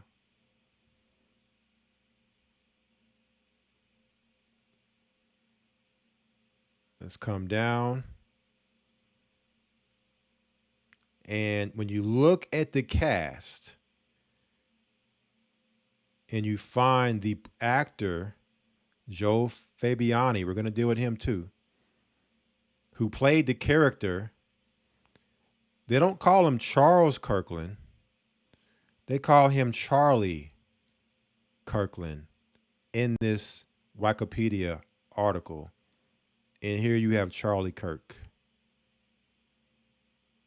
Right? You can't make this stuff up, family, but there's more. When you look at the production, and we're going to take a look at the director and producer De Palma here in a moment. It says the majority of Snake Eyes was filmed on studio sets in the Montreal Forum in Montreal, Canada. The production spent 2 weeks on location in Atlantic City, New Jersey, filming at the Trump Taj Mahal Hotel and Casino, now the Hard Rock Hotel and Casino, Atlantic City. So this movie was shot at Trump's Taj Mahal, going back to the Trump Enough is Enough video snippet posted by Charlie Kirk the day before he dies. See, this is all magic that's being casted from this to this to this. This is all magic being casted, family. And it's putting people under a spell. The weak-minded are being put under a spell and being programmed with the Holly weird predictive programming and revelation of the method. So this movie, and you look at Charlie Kirk and his Trump connection, you see pictures of him with Trump's sons and everything. Right? There's a whole lot here. So, what else was here that I saw? So now, let's get more. Let's look at the director for a moment. Brian De Palma. Let's check out his born date. Brian Russell De Palma, born September 11th, 1940. Brian Russell De Palma, the director and producer of this movie, was born when? September the 11th, the day after Charlie Kirk was said to be killed, right?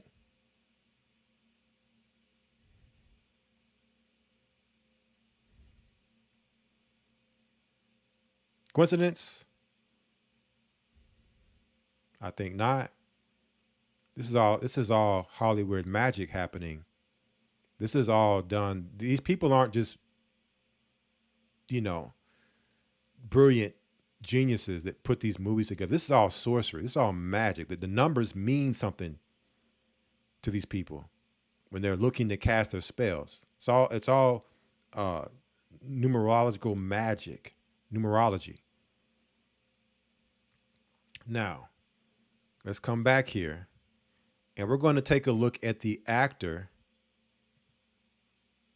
who played Charles Kirkland. Okay, we're going to take a look at the actor that played Charles Kirkland. This is crazy, family. All the stuff in this movie. So the actor that played Charles Kirkland is Joel Fabiani. Let's take a look at him real quick. Joel Fabiani, and I'm focusing on his age. His age is what? 88 years old. 88.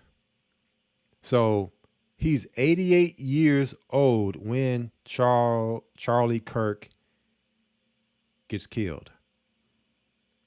Also, Charlie Kirk gets killed allegedly 88 days after Trump's birthday. So we're seeing also the numerology of 88 in this movie.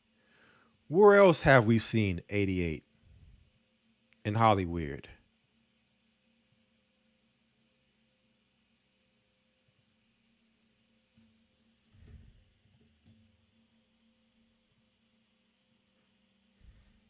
Calculations are correct. When this baby hits 88 miles per hour, you're gonna see some serious.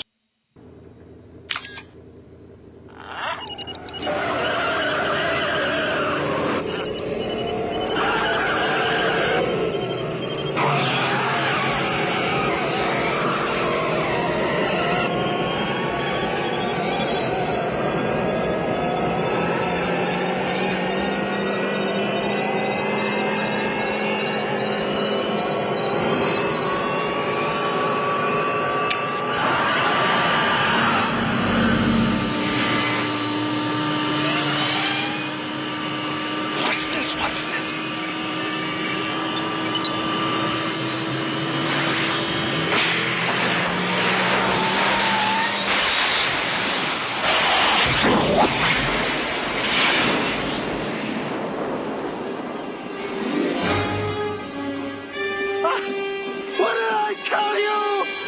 88 miles per hour! 88 miles per hour is time travel and Back to the Future. Now, before we get to this 11 here, which is what these two tires represent, going and causing fire streaks, for those academites, you've learned that 88 is the amount of years that the fallen angels came down on Mount Hermon, right? And came down on Mount Hermon. Well, you wouldn't believe who made this film. Paramount Pictures. Paramount Pictures where the stars come in around the mount. So of course they would have the 88 in affiliation with this movie. Right? So there goes your 88, the Paramount, the fallen angels working, showing their face in all of this, their signature in all of this, which leaks back to your Back to the Future, 88 miles per hour. And for those who have seen our past live stream, not this one, but the 2024 presidential selection, Trump represents 911, where we showed the connection with Trump, the Twin Towers, 9/11, and Back to the Future. So if you haven't seen that or you don't remember the points brought out, make sure you rewatch that. But one thing that we showed, and I'm going to show it here, is that Back to the Future writer said that Biff Tannen is based on Donald Trump. So in the movie, Biff Tannen becomes president. He has a tower, Biff Towers. Time travel. The 911 connection in the Back to the Future franchise. And Biff Tannen representing Donald Trump. The 911 connection with the director and producer of the movie Snake Eyes, born on September the 11th, 911. And we showed people that why is Donald Trump 911? When you look at Donald Trump's presidency, he was the 45th president. 2020 came. You had the election fraud, which made him not get the presidential and get the subsequent or back-to-back presidency, you know, back-to-back terms. So he then also became the 47th president. When you add 4 plus 5, you get 9. When you add 4 plus 7, you get 11. He represents 911. He's the 9/11 president. Charlie Kirk's death taking place the day before 9/11. They showed it to us in Snake Eyes with Charles Kirkland. And the director was born on September the 11th. Not just the director and producer was born on 9/11. And you'll find 9/11 all throughout Back to the Future. Go watch our video. I think we went 7 hours this night. This was right after the presidential selection. 7 hours where we talked about how they refer to Trump as the Wizard of Oz also. Okay? So all of what we're seeing, family, this is all reality playing out that was scripted many, many ages ago. Okay? It's like you write a book, Hollywood later makes a movie about it. That's what this is. They're just doing it with our reality. They wrote this script and we're now living the movie. We're now watching the movie of the reality they wrote many, many ages ago. Let's keep going, because there's more. Let me see what else here. There's a lot, so I'm going to make sure I get through all these points without missing anything. So now let's deal with let's deal with the red woman real quick. We saw this red woman. Let me get her back in the movie.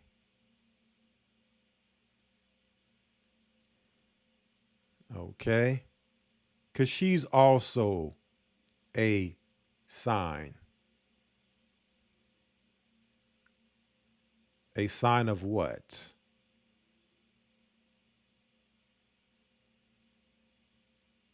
Let me bear with me here. I'm looking for the scene.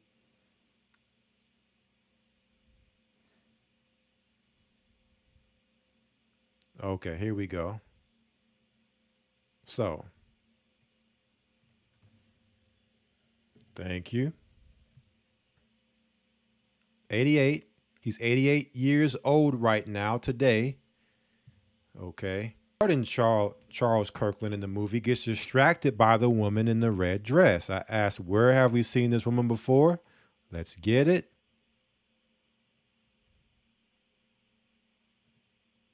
The Matrix is a system, Neo. That system is our enemy. But when you're inside, you look around, what do you see? Businessmen, teachers, lawyers, carpenters, the very minds of the people we are trying to save. But until we do, these people are still a part of that system, and that makes them our enemy. You have to understand, most of these people are not ready to be unplugged. And many of them are so inert, so hopelessly dependent on the system, that they will fight to protect it. Were you listening to me, Neo? Or were you looking at the woman in the red dress? I was. Look again. So notice the language of Morpheus to Neo leading up to the woman in the red dress about this system, this spell that people are under in this system, and that they're dependent on this system, right? Businessmen, congresswomen. This system is our enemy. So while he's breaking down this matrix, this Oz that we live in that's ran by wizards, right? And that people are not ready to be woke up, right? They will fight you to the death to fight and defend this system. Some people you just can't save. But all the while he's breaking these jewels down to Neo, what happens? Here comes the woman in the red dress to cause distraction. And then what follows the woman in the red dress? Gunshots by the agent. So coming back to, get out of here, coming back to the movie. So what happens after the red woman distraction? Comes the gunshots, comes the sniper. All right. Just like the Matrix, you get taken out by the agent if you get distracted by the woman in the red dress. So if you ask me, the woman in the red dress represents the Charlie Kirk situation. It's a distraction. And if you're getting caught up in the distraction, there's something else coming that's going to get you.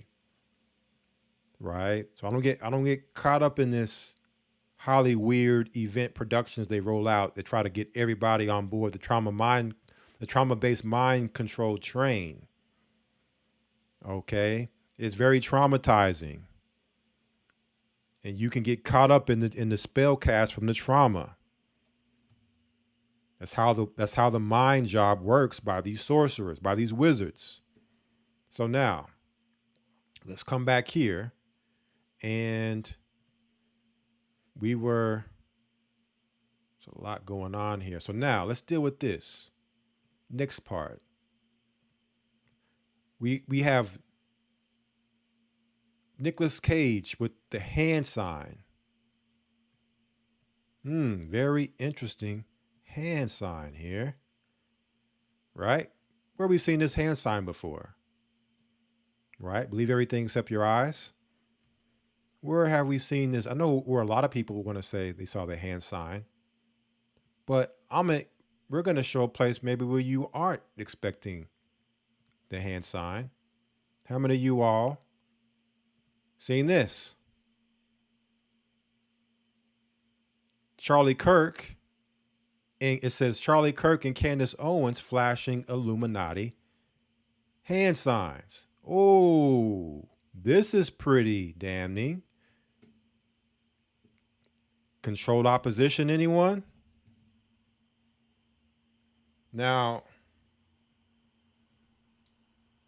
when it comes to when people say someone's controlled opposition, which a lot of times could be the case, Alex Jones, Stu Peters, in this case, Candace Owens, who was said to be a friend of Charlie Kirk, right?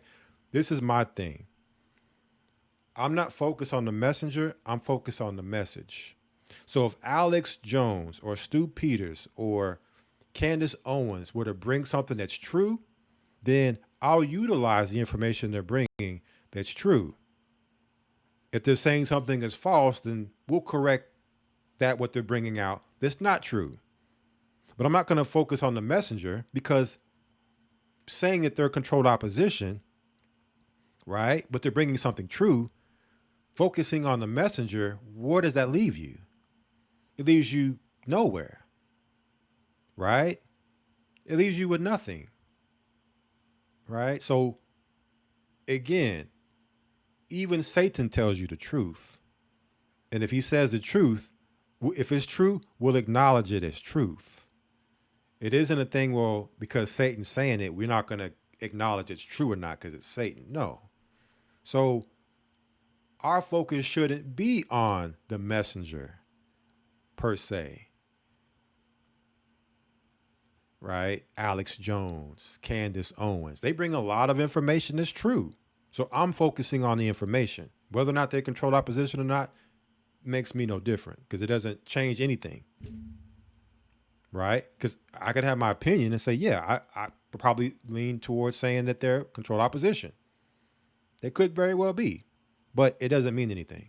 What means something is what we're seeing with what was being brought out. So people can understand our reality is controlled by sorcerers. Our reality is not real. It's a matrix. Every aspect of it. When you go up, the higher you go up, the more, right, the more artificial it becomes, the more synthetic, inorganic, the more money that's involved, the less real it is. The people are real, right? They could even say and do real things.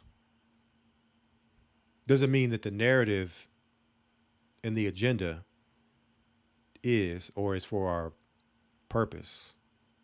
But we see Charlie Kirk with the Nicolas Cage hand sign on the movie cover. So let's deal with that. Let's deal with this hand sign here. Right? Let's take a look at this article off of cut.com. Why are Trump hands always making the symbol for a woman's private part? And so we have the Trump connection once again with Charlie Kirk. All the other things we're bringing out, how it's all connected. These are all people working together with a narrative and a script to deceive you into this reality and believing it's real. Okay, The Wizard of Oz. It says, while gazing at an old photo of Donald Trump and Melania Trump posing in their opulent apartment, something suddenly became strikingly clear. No, it's not that Little Baron. We ain't even finna talk about Little Baron's Marvelous Adventure. The book, right? 1900, The Last President, where Little Baron went on a time traveling mission and time traveled, right? Connecting back to the Future. Sitting despondently atop a large toy lion and slightly removed from his parents, Looks like he's just realized that not even every miniature toy Escalade limo in the world can buy happiness. It's that Donald Trump often holds his hands in a certain way while he's seated, fingertips and thumbs touching, the space in between forming a triangle or a pyramid. Is it a power move he read about in a business book years ago? A vague approximation of the Illuminati hand sign?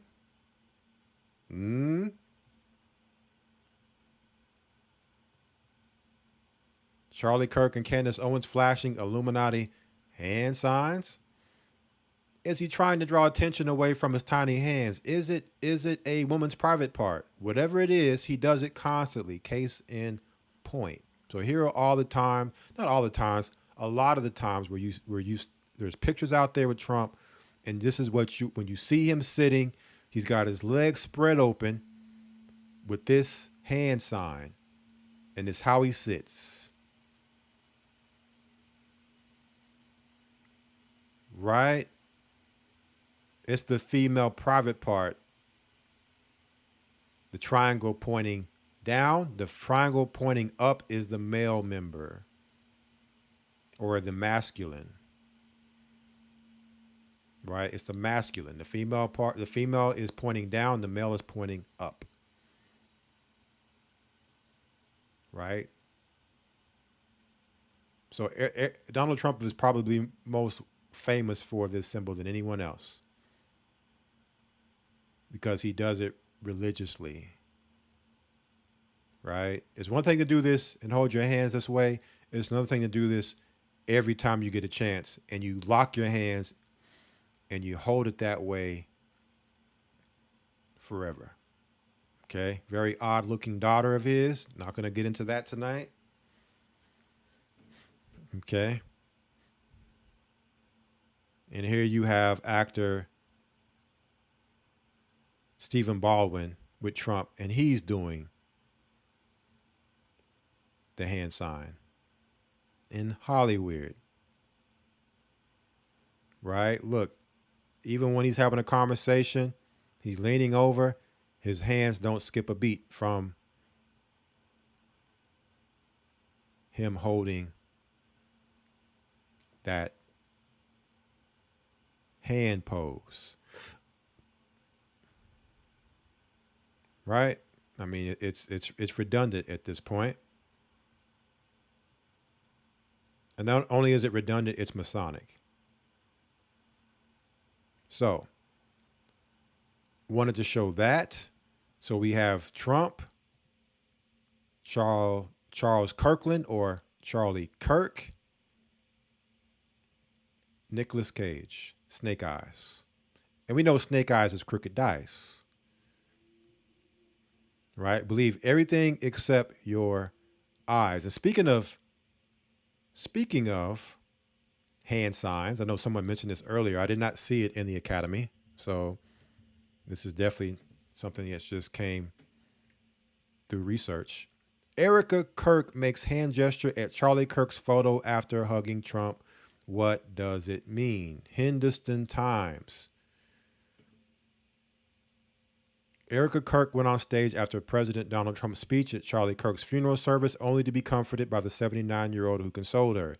He then pointed up towards a large photo of her husband and Turning Point USA founder. It was then that Erica made a hand gesture, extending her index, thumb, and pinky fingers while folding the middle and ring fingers. What in the world? Leaving social media users confused. Very interesting hand sign there.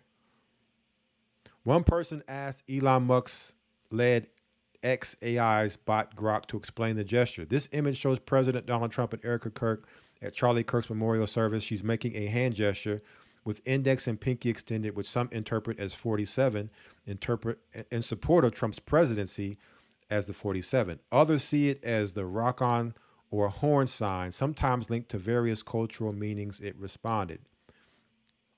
Someone says, sorry, but why did Erica make the devil horn hand gesture at the end with Trump? I watched the entire memorial and thought it was very heartfelt and speeches were moving, but why that from her? It wasn't a rock concert. I'm truly perplexed. I'm truly perplexed why she's throwing up a hand sign, a hand gesture that's said to be the hand sign of Satan. So let's go over here. Let's type in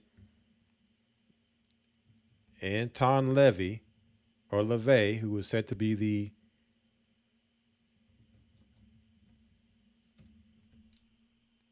priest of the Church of Satan, who is said to have founded the Church of Satan, throwing up those horns. Throwing up those horns. Right? While she looks up in the sky, holds the horns up, and shows crocodile tears, we also have Mr. LaVey holding up the pyramid upright. So what is a Satan worshiper doing throwing up these hand signs that Trump is holding them up upside down? Candace Owens, Charles Kirkland holding them upside down, the pyramid, and Anton LaVey is holding the pyramid sign upwards at the same time, holding up the horns. Right? Very, very interesting. And these are not the only people that do this. Here's the Pope.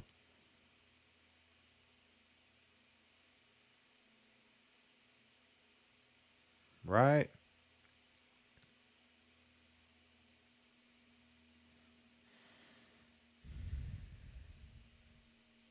Too bad we're not able to ask her what she was doing with this hand sign.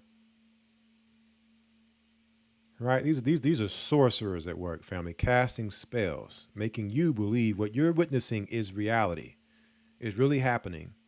No, you're having spells cast on you. And now,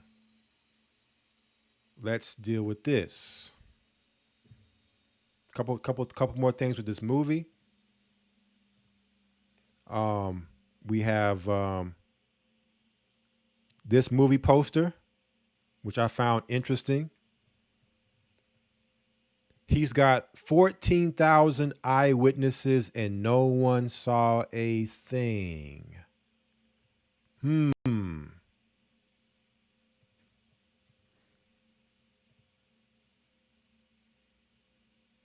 He's got 14,000 eyewitnesses at his political rally and no one saw a thing with his murder. Right? What else do we have? Let's deal with this man, the boxer. Let's deal with the boxer now. His name. Let me pull it back up. The one that threw the fight. The Atlantic City executioner Tyler. Now, that's not his full name in the movie, but notice in the movie, they just call him Tyler. Let's take a look at something real quick at this Tyler. Let's examine this Tyler here real quick. So this man's name is Lincoln Tyler. Did you know, family, that the said sniper assassin of Charlie Kirk name was Tyler Robinson? So we also have the boxer who threw the fight, the executioner is his nickname, the Atlantic City executioner at Trump's Taj Mahal, named Tyler, and the Charlie Kirk sniper name is said to be Tyler Robinson. Let's take a look at something here real quick.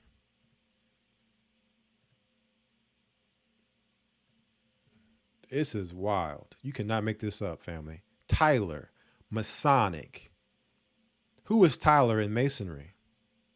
Tyler is the name of the office of outer guard of a Masonic lodge. So Tyler is the guard that guards the lodge, that guards the door of the entrance in and out the lodge, who allows in and allows out.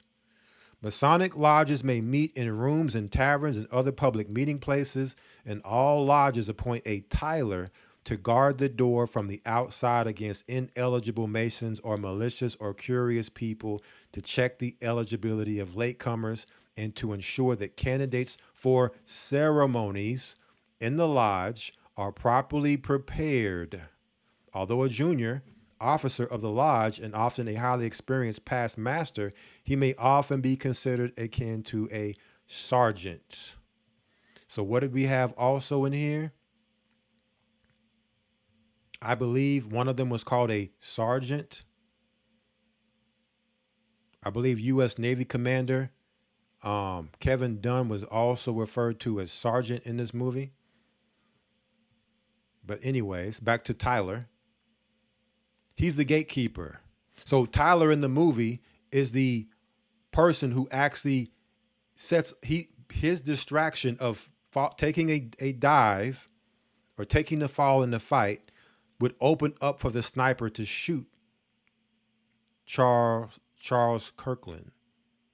So he's the gatekeeper. He's the one that allows things to happen. Right? And in the movie, he's called the executioner. Although a junior officer of the lodge and often highly experienced, it says in some cases, the Tyler may not be an unpaid member of the lodge, but a Mason from another lodge employed for the purpose. Other duties often involve preparing the room for meetings, supplying regalia and equipment, serving as bar steward, or acting as permanent and sometimes resident caretaker of the furniture and premises. Tyler.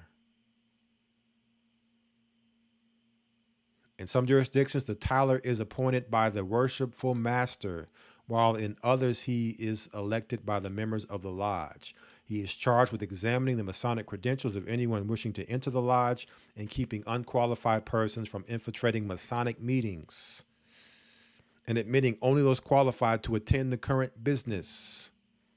So this boxer, Tyler, right, the gatekeeper, was the one whose actual distraction by taking the dive in the fight allowed the sniper's bullet to come through and kill the politician.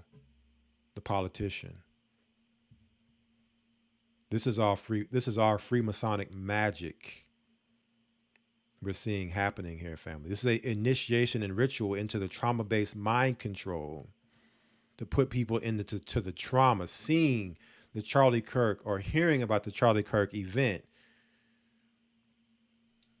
right? It says, in most jurisdictions, the Tyler is required to be outside the lodge door for large portions of the meeting, although usually in a position to overhear the proceedings. The position has often been given to a deserving Mason who has fallen on hard times, such as the original Grand Master Anthony Sayer, or to senior lodge members who can help and advise those kept waiting outside. In some jurisdiction, the worshipful master has the authority to permit or direct the Tyler to tile from within during the non-ritualistic portions of a meeting. This is a ritual. The Tyler is the one who actually, right, gatekeeps the ritual. Determines who has access, entrance, and exit to the ritual. If tiling from within, the Tyler must first secure the outside doors of the Tyler's ant room. He would then leave the inner door open between the lodge room and the Tyler's ante room and sit at the seat closest to the door, still holding his drawn sword. He's the executioner. He's holding his sword. So if anybody looks to come through that door, right, is getting killed. Once that door is open, the sword is drawn. He fell, the door opened, the sword or the sniper's gun was drawn and took out Charles Kirkland. in the movie. Tiling from within enables the tiler to participate in the business portions of the meeting, voice his opinions, volunteer for committees, deliver reports, and receive instruction if any be given.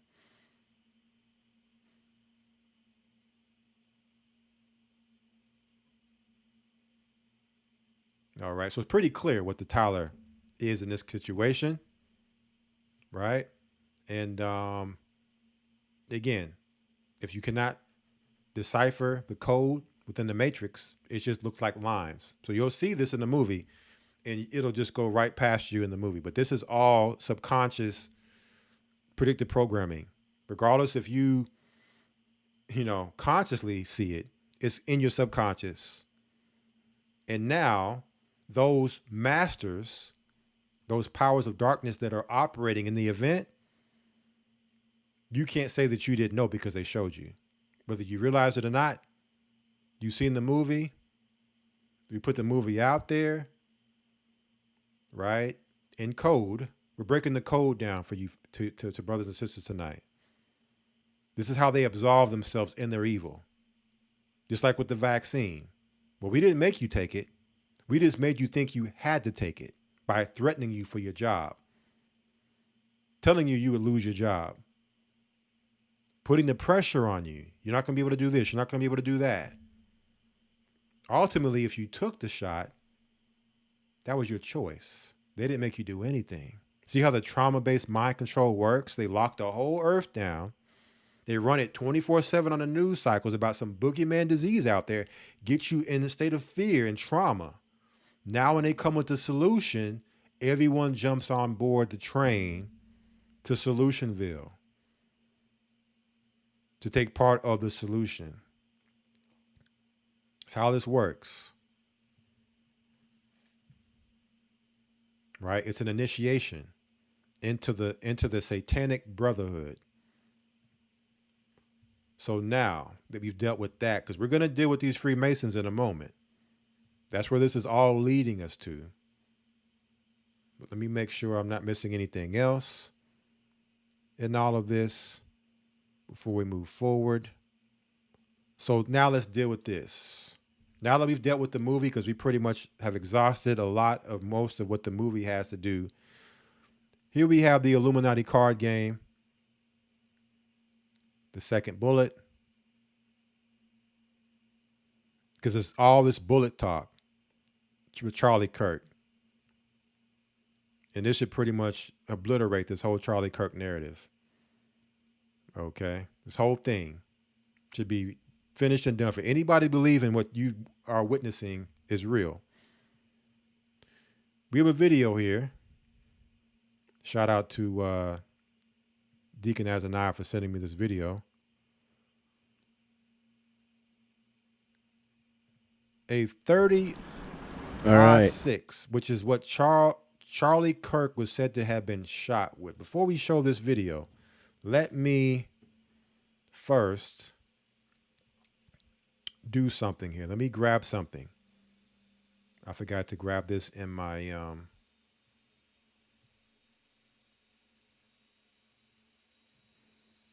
pictures. So we have Andrew Covet. I'm not sure who this guy is, but he put out this statement on Twitter. He said, I want to address some of the discussion about the lack of an exit wound with Charlie. So we keep hearing about this bullet.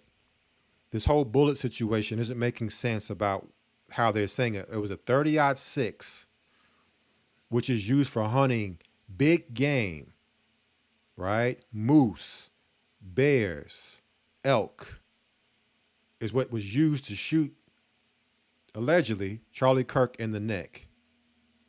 So now a lot of questions come about how the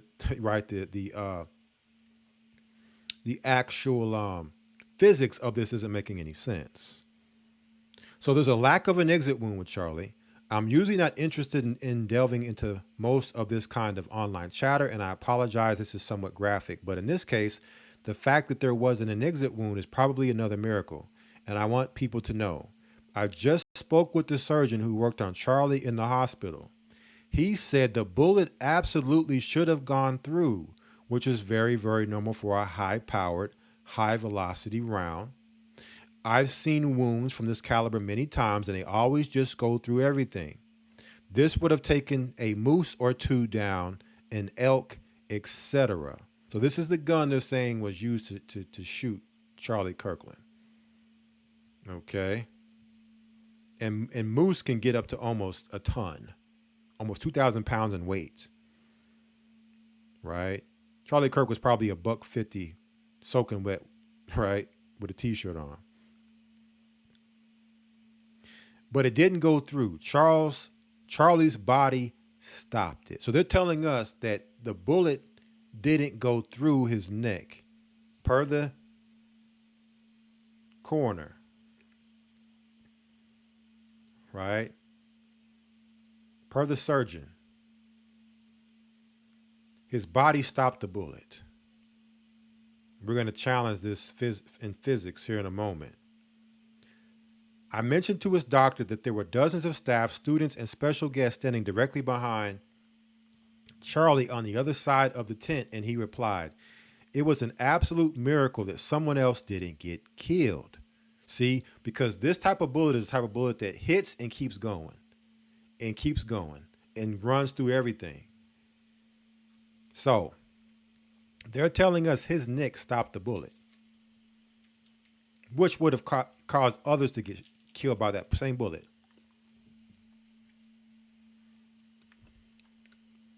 Check this out.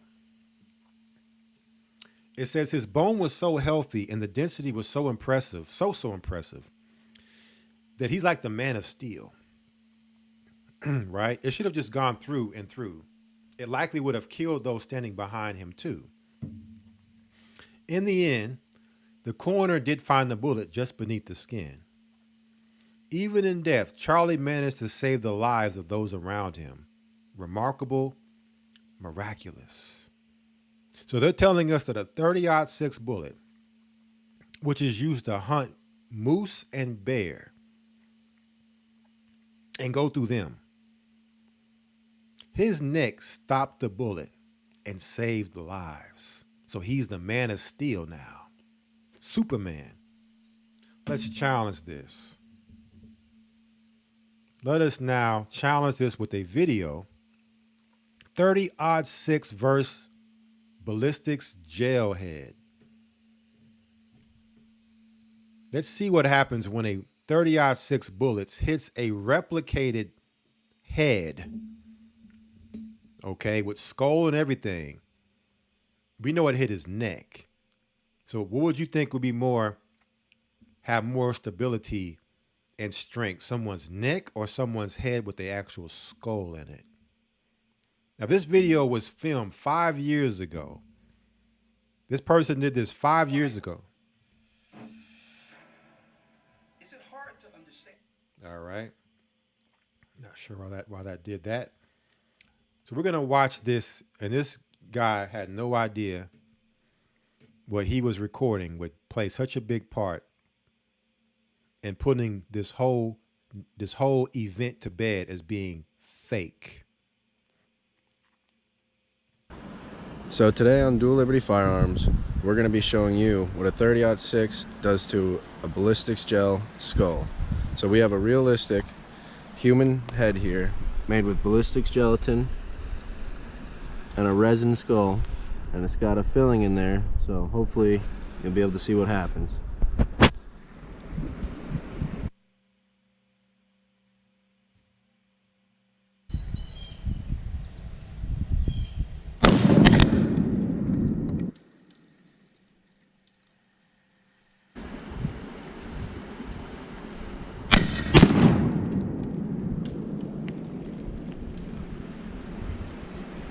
Alright, so now we're going to throw it in about a 10% slow-mo for you. This is going to look super cool. Now, what happened was when the 30-06 projectile hit the head, I had predicted it would go through the front side and just blow a big hole in the back side. But what actually happened was the large projectile of the 30-06 went through the skull and impacted all the liquid blood that I had on the inside. Now that had created a shock wave inside of the head that had literally blown the head to pieces. There was not much left to it when it was all said and done, you know. So I do have to say that all in all, 30-06 versus a human head, amazing result. More coming at you, every caliber I can get. So that's what a 30-06 bullet did to a head. There's nothing left. It's decapitation. So what do you think a 30-06 bullet would do to a neck that only has a sliver of bone in it, which is the spine, the spinal column connecting into the skull? It would have blown his whole neck off, and anybody behind or in the path of the bullet leaving his neck would have also had the same result happen to them for a distance. Okay? So I've seen the video they showed. That was not a 30-06. Right? So that whole video, I'm going to get to it here in a moment. Throw it away. It wasn't real.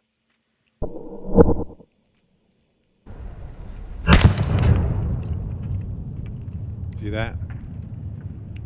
Nothing left. Nothing left from a 30-06 shot. So it seems like our involuntary volunteer lost a lot of brain matter and a lot of skull fragments, and he just turned into a big mush. There's pieces of him over here. A big mush. He would have been laying on the ground headless horseman, and his whole head would have it would have been nothing but bits and pieces everywhere. Over here. There's blood all the way over to here. So, seems like a 30-06 to a human skull does a lot of damage. It's about 20 to 30 feet worth of spray off of that. The bench next to it got covered. So let's take a look at this real quick.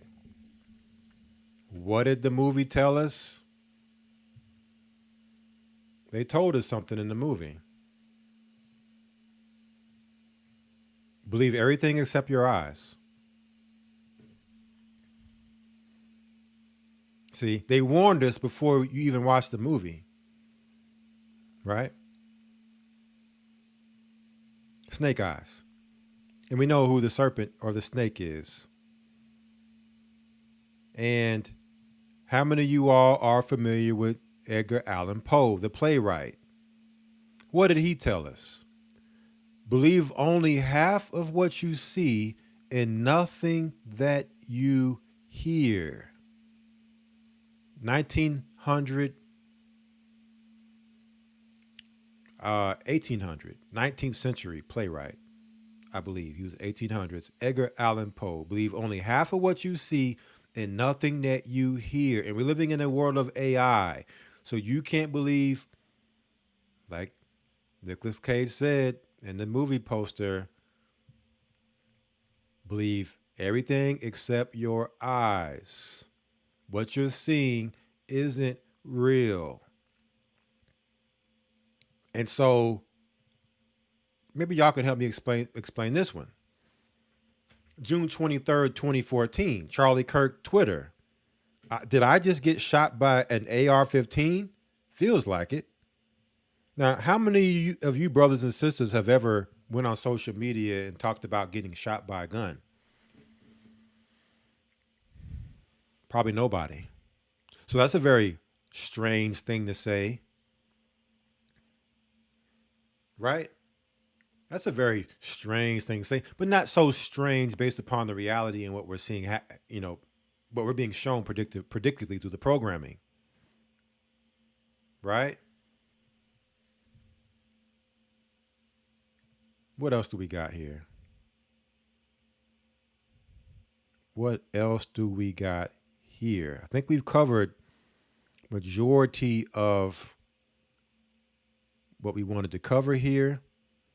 Again, the Illuminati card game. Oh, before we get to that one, enough is enough. So when you look at the enough is enough, going back to where we started with this, with Charlie Kirk posting this September 10th or September 9th, after the alleged brother hacking a Ukrainian white woman to death, who didn't bleed when she got stabbed until she fell to the ground 30 seconds later and blood squirted out and stopped. Right? He posted the video of Donald Trump showing this event. Enough is enough. At any time, any place, our snipers can drop you. Have a nice day. When you take that and you merge it with Donald Trump's face, this is what you get in the Illuminati card game. When you take his picture and you merge it with the Illuminati card game, this is what you get. It fits to a T. There is a Illuminati game sniper card. It says assassination, which is what we're told happened with Charlie Kirk. It was an assassination. Remember the attempt on Trump's life? It was an assassination attempt. This is an instant attack to destroy any personality. Charlie Kirk was a personality at any time. This is an instant attack to destroy any personality at any time. And when you come back to the article we showed at the very beginning with the ICE situation in Dallas, sniper opens fire on ICE facility in Dallas, killing multiple people inside. Suspect deceased. DH Secretary Noem and VP Vance respond.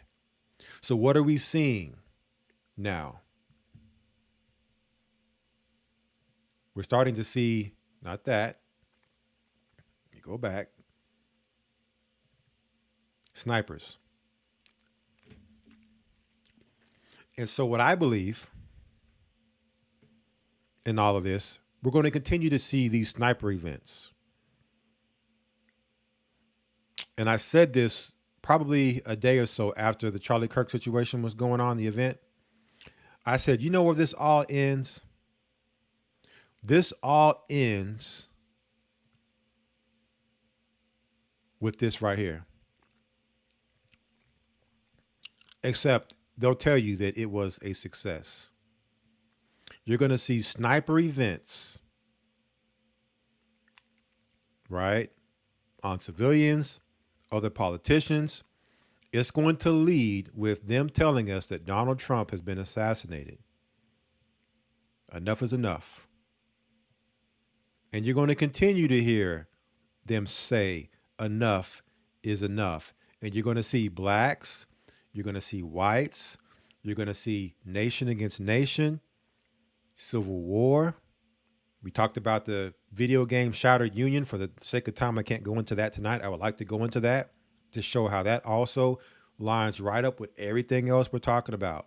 Shattered Union, look it up. The video game trailer, look it up on Wikipedia.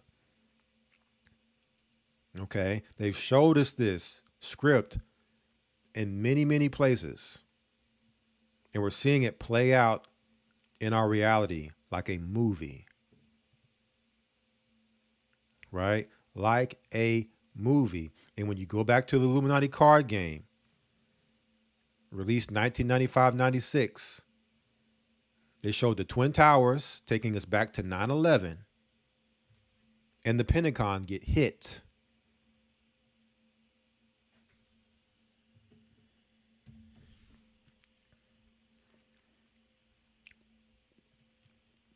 And this event happened the day before 9.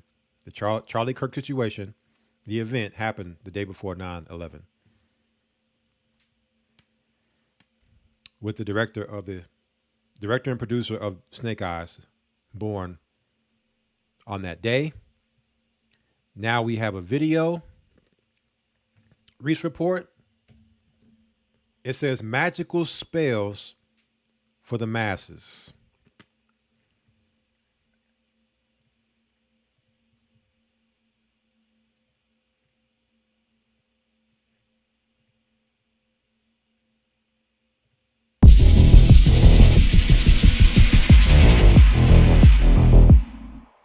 Right after the Charlie Kirk shooting, an elderly George Zinn started shouting that he was the shooter and later told police that he did so in order to distract them from the real shooter. This is the same George Zinn who was featured in a 9/11 memorial video, even though he wasn't there and didn't know anyone who was. We did have some idea, there was something going on because we dealt with bin Laden before in separate instances, so we did suspect that it was Al-Qaeda involved in that. Basically that's my experience with what I went through with 9/11. I really didn't have anybody I knew that was up there, but somebody said that they haven't seen that kind of unity in the country since Pearl Harbor in 1941. When we were brought together and that kind of thing. And anyway, God bless America. It was a great. I can't say it's a great experience. It was a experience I'll always remember, and that's kind of my story as far as where I was. The same George Zinn who was arrested in 2013, less than a week after the Boston Marathon bombing, for emailing the Salt Lake City Marathon about placing bombs at the finish line. George Zinn has a history of working for the GOP as an agitator and has just been brought up on child porn charges. Charlie Kirk's assassination was on September 10th. A man named Tyler was arrested as the suspected shooter. The opening scene of the 1998 film Snake Eyes takes place. Tyler's nickname is the Executioner. During the fight, a man named Charles Kirkland is shot of the snake, and the public is being distracted and put under a spell. Charlie's angry. Look at that. He's angry at me now. Should I just kill him? I hate my opponent. And the men consumed with resentment, anger, and hate. I hate my opponent. I know that because I've got a little hate compartment in my heart. Working full-time to cast the spell and divide the masses, the mainstream media works the left-wing cult, and the alternative media works the right-wing cult. Solving the riddle of the Charlie Kirk psyop will do nothing to stop the genocide of the Palestinian people, which is an extremely important agenda for the U.S. government. And solving the riddle of the Charlie Kirk psyop will do nothing to stop the fast-approaching digital ID carbon tax surveillance system, which is the main agenda in all of this chaos. And the AI control grid comes with AI medical care for all. You might not get Tylenol, but you will get your very own customized gene editing shot, and it will be based on your digital profile. Rather than being distracted by spells, now would be a good time to make final preparations for the imminent collapse of the US dollar and to build something of your own for the future. Those who are mentally, spiritually, and physically prepared will undoubtedly fare the best. Greg Reese reporting. There it is, all summed up for brothers and sisters. So what I want to do is I want to hit some scriptures here real quick. I want to go to 2 Thessalonians chapter 2. Right? 2 Thessalonians chapter 2. And we still got some more to talk about, so don't y'all leave now. The Charlie Kirk was just the opening segment of this broadcast. We really haven't even got into what we really came here to discuss tonight, but I had to go through this information to show everybody this is one big fraud, one big joke. Do not get sucked in or caught up into it in any way. Once you can see things for what they are, the Wizard of Oz, these wizards have no control. Their spells don't work. The mind jobs, the Jedi mind tricks don't work. Okay? You see the wizard behind the curtains? No power. So we're just trying to take back the curtain so you can see the wizard working his magic. What did Paul say about these wizards? The man of lawlessness. 2 Thessalonians chapter 2, verse 1. Now we beseech you, brethren, by the coming of our Lord Yeshua Christ, and by our gathering together unto him, that ye be not soon shaken in mind or be troubled, neither by spirit, nor by word, nor by letter, as from us, as that the day of Christ is at hand. Verse 3. Let no man deceive you by any means. Let no man deceive you by any means. For that day shall not come except there come a falling away first, and that man of sin be revealed, the son of perdition. All right. So again, the trauma, the deception, the destroying of people's faith is all part of the program to get people under the spell and the control. When you continue to read down, it talks about the strong delusion. Read the whole chapter. For time, we can't go into the whole thing. So they understand that the spells are wearing out. September 11th, 2001, more and more people are asking questions. As the years go by, more information comes out. They need a distraction to draw people away from that day. So what do? Enter in Charlie Kirk. So now the day before September 11th, instead of you looking into those towers being hit and what really happened with that, your government was responsible, right? You're focused on Charlie Kirk. And now the next year, it'll be Charlie Kirk anniversary. So now that the day before the 11th, now they're taking you totally away from what happened in 2001. Okay. So this is how they are able to be in power, is through their deception. Without their deception, they have no power. All right. So let me see if I have covered majority, if not all, of this Charlie Kirk psyop, Charlie Kirk distraction. Right. I believe we covered it all that we wanted to cover tonight, at least. And so now let us deal with the last part, the last segment here. We're gonna rock and roll all the way to the end with this last segment. So this all ties into what we want to discuss when we talk about the great whore that sitteth upon the beast and many waters. The great whore that sitteth upon the beast and many waters. The previous coming out of Babylon, we spoke about America's Babylonian mysteries revealed in stone, where we discussed a recent trip, right, that was taken by myself to the, let me find it here, Font Hill House.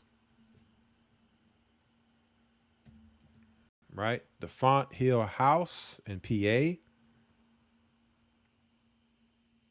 And so we talked about the different, some of the different things that was seen in the stone.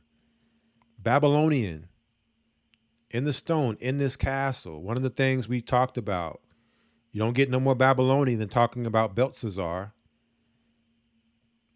Clay books of Babylon, time of Belshazzar, where the cuneiform tablets that are over 4,000 years old, right? 2100 BC, Genesis 11, which is Nimrod building the Tower of Babel. What is this doing in a U.S. castle, a castle in America? Why would the Babylonian cuneiform tablets be all in this pillar, in this castle, which is the original capital of the United States, right? With the state of Pennsylvania. Well, there's something else I wanted to make sure I showed within this that I saw, which is this image here.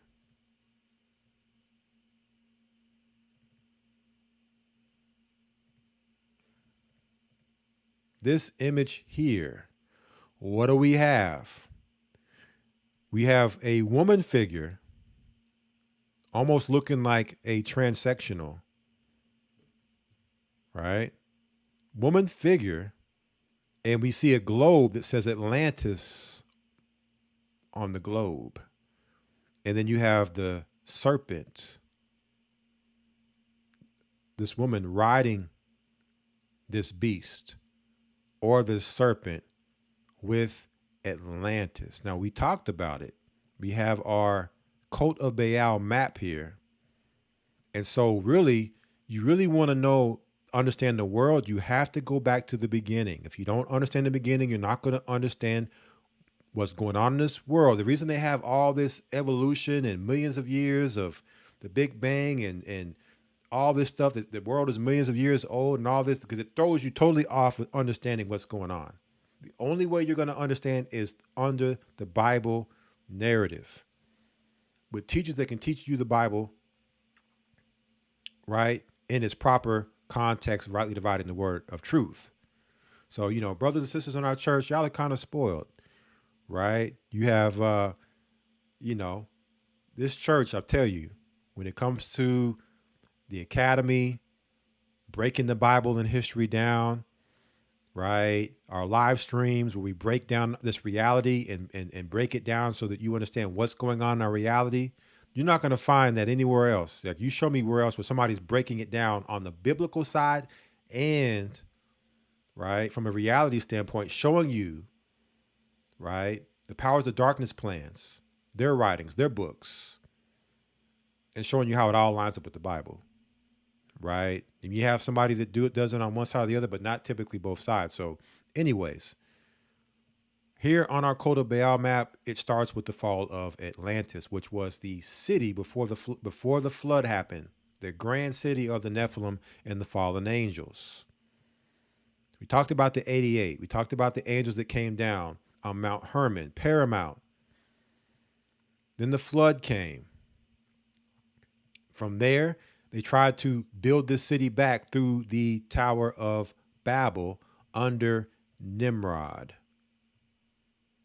Okay, under Nimrod. So what did you have going on? You had the land of Canaan with Baal worship, human sacrifice, right? You talk about the Phoenicians, the Sumerians, the Canaanites, Egypt. Then you had later Babylon, these empires. You see the Hyksos there in the middle. In the middle, we're caught in the captivity from following these gods. We keep going into captivity. We're going to deal with that captivity here in a moment. The kingdoms that we would be under through our captivity, breaking our covenant with our God. These empires. But when you get down to the bottom here, throughout all the ages of these empires, you get down here to the bottom. What do you have? You see the Illuminati, 1776. In the same year that the Illuminati was founded, you also have the Masonic Atlantis USA, July 4th, 1776, the Declaration of Independence signed in Pennsylvania, Philadelphia, not Washington, D.C. Novus Ordo Seclorum. So let's go back to this image. So we talked about the woman in red.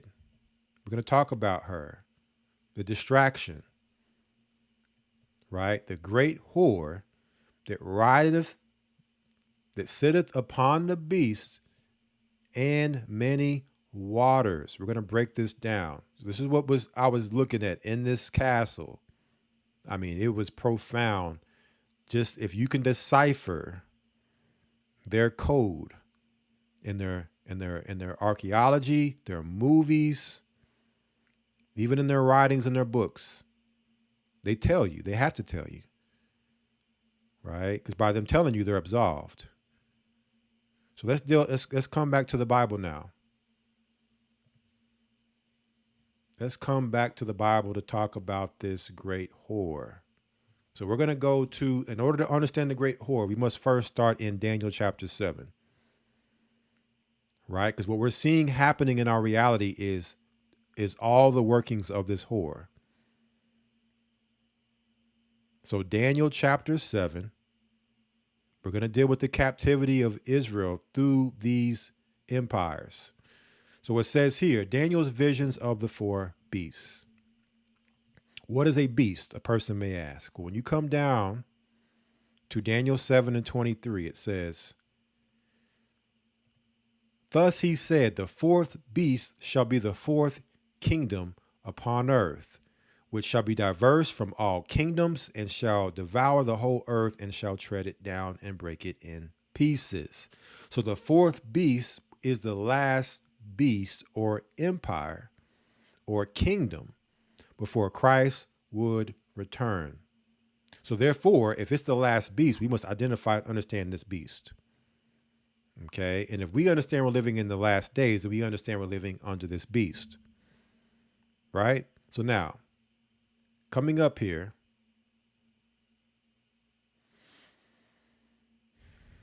so Daniel's seeing these beasts, and we're going to deal with this fourth beast.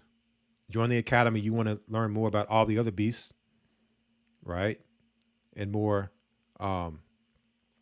in a more expounded fashion. For tonight, we have to fast track. It says, after this, I saw in the night visions, and behold, a fourth beast, dreadful and terrible, and strong exceedingly, and it had great iron teeth. It devoured and brake in pieces, and stamped the residue with the feet of it. And it was diverse from all the beasts that were before it, and it had 10 horns. So this beast is no joke. None of the other beasts before this beast can contend with this beast. And it's diverse from the others because it is a mixture of all the other beasts before it. Again, when we talk about the Atlantis, we talk about Babylon. Okay, this is Satan trying to get back to where you had this high level of him operating in this earth on a level higher than we are now. So we're seeing with AI and robotics and all this is trying to get back to that because this was before. Okay. So all these ages he's worked throughout all these empires to get back to that. Atlantis, Tower of Babel. And so now all these kingdoms are now a mixture. This kingdom that we're in now, the fourth beast, is a mixture of all of that before, trying to get back to the original before the flood. Okay. 10 horns. All right. Verse 8, I considered the horns, and behold, there came up among them another little horn, before whom there were 3 of the first horns plucked up by the roots. And behold, in this horn were eyes like the eyes of a man, and a mouth speaking great things. So somebody would see that and say, oh, that's the Antichrist. It's not an Antichrist. Okay. It's a kingdom. And when you do the research, when you do the study, when you join the academy, you learn and understand that the 10 horns are the European Union, the original Europe under Rome, the extension of power under the fourth beast, which is Rome, the Romans. Okay. So what you're seeing happening in the earth today is a rulership of Rome by proxy. Who's the proxy? This little horn, also AKA America. So America is an extension of the 3, and we've gone through this history of Spain, Britain, and France. Okay. We've done extensive history documentaries that we've shown here in recent weeks and months where we're going into this history showing this, how America came out of these countries, these 3. Okay. So we're going to focus on this little horn. Daniel calls the little horn. Okay. But John the Revelator calls this little horn something else. So in order to get more understanding on this fourth beast, we must go to the book of Revelation. So now we're going to jump from here over to Revelation.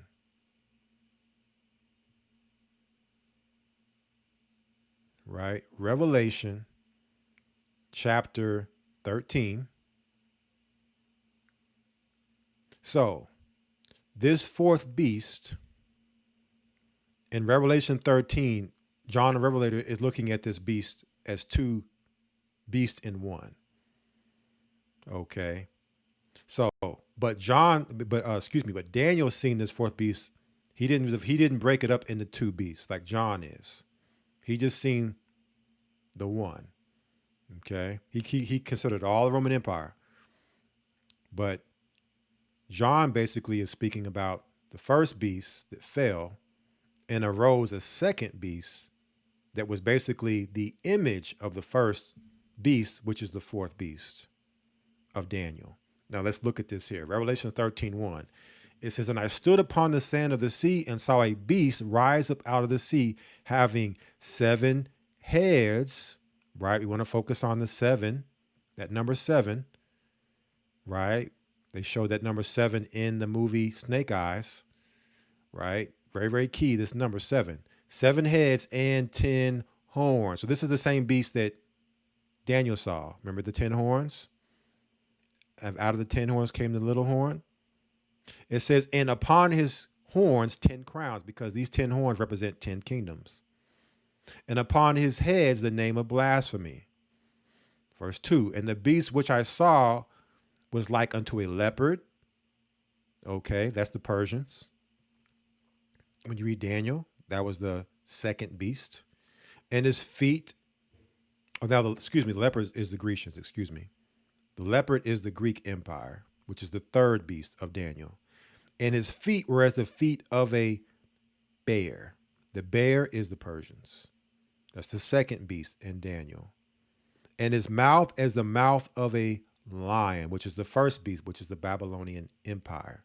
"And the dragon gave him his power and his seat and great authority." So we understand that this fourth beast would be a mixture of all the empires before it. So let's come back here. Let me pull it up. Right? Because this map really spells this out. So you see at fall of Atlantis, you see the Tower of Babel, and then you start to see these beasts rise. So before Daniel, you had Egypt, which was an empire. Okay. But it was an empire before Daniel. Daniel saw the 4 beasts. So what Daniel saw was the kings of Babylon, the current beast he was under. Then you had the Greeks, which is not listed here because the Greeks are sometimes just considered to be, Babylon, then the Persians. So you don't see Persia here. Right? You don't see Persia here. But you do see the Romans. So it fast tracks from Babylon straight to the Romans. Okay. From there, you get down to modern day America, which is the Masonic Atlantis. So what we're seeing in Revelation 13 is John the Revelator seeing all the empires mixed together as one. So when you see the Roman Empire, you're going to see Egyptian obelisks. You're going to see Babylonian architecture. You're going to see Persian architecture, right? You're going to see all these empires, different architecture and structures in one. Fast track to America, you see the same thing in Washington, D.C. The Egyptian obelisk, the Roman architecture, the Babylonian architecture. Now, let us go from here to chapter 17, because ultimately we want to talk about the whore. This is the beast. So in order to understand the whore, you must first understand the beast. So the beast is the Roman Empire.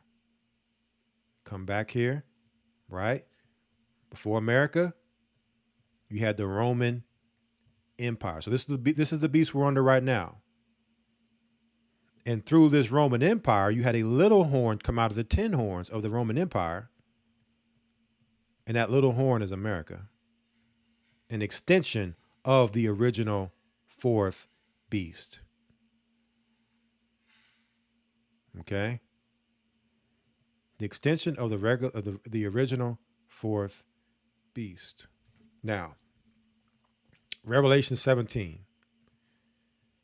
Talk about this whore, and then we're going to show a brief documentary to close out this broadcast on this as well.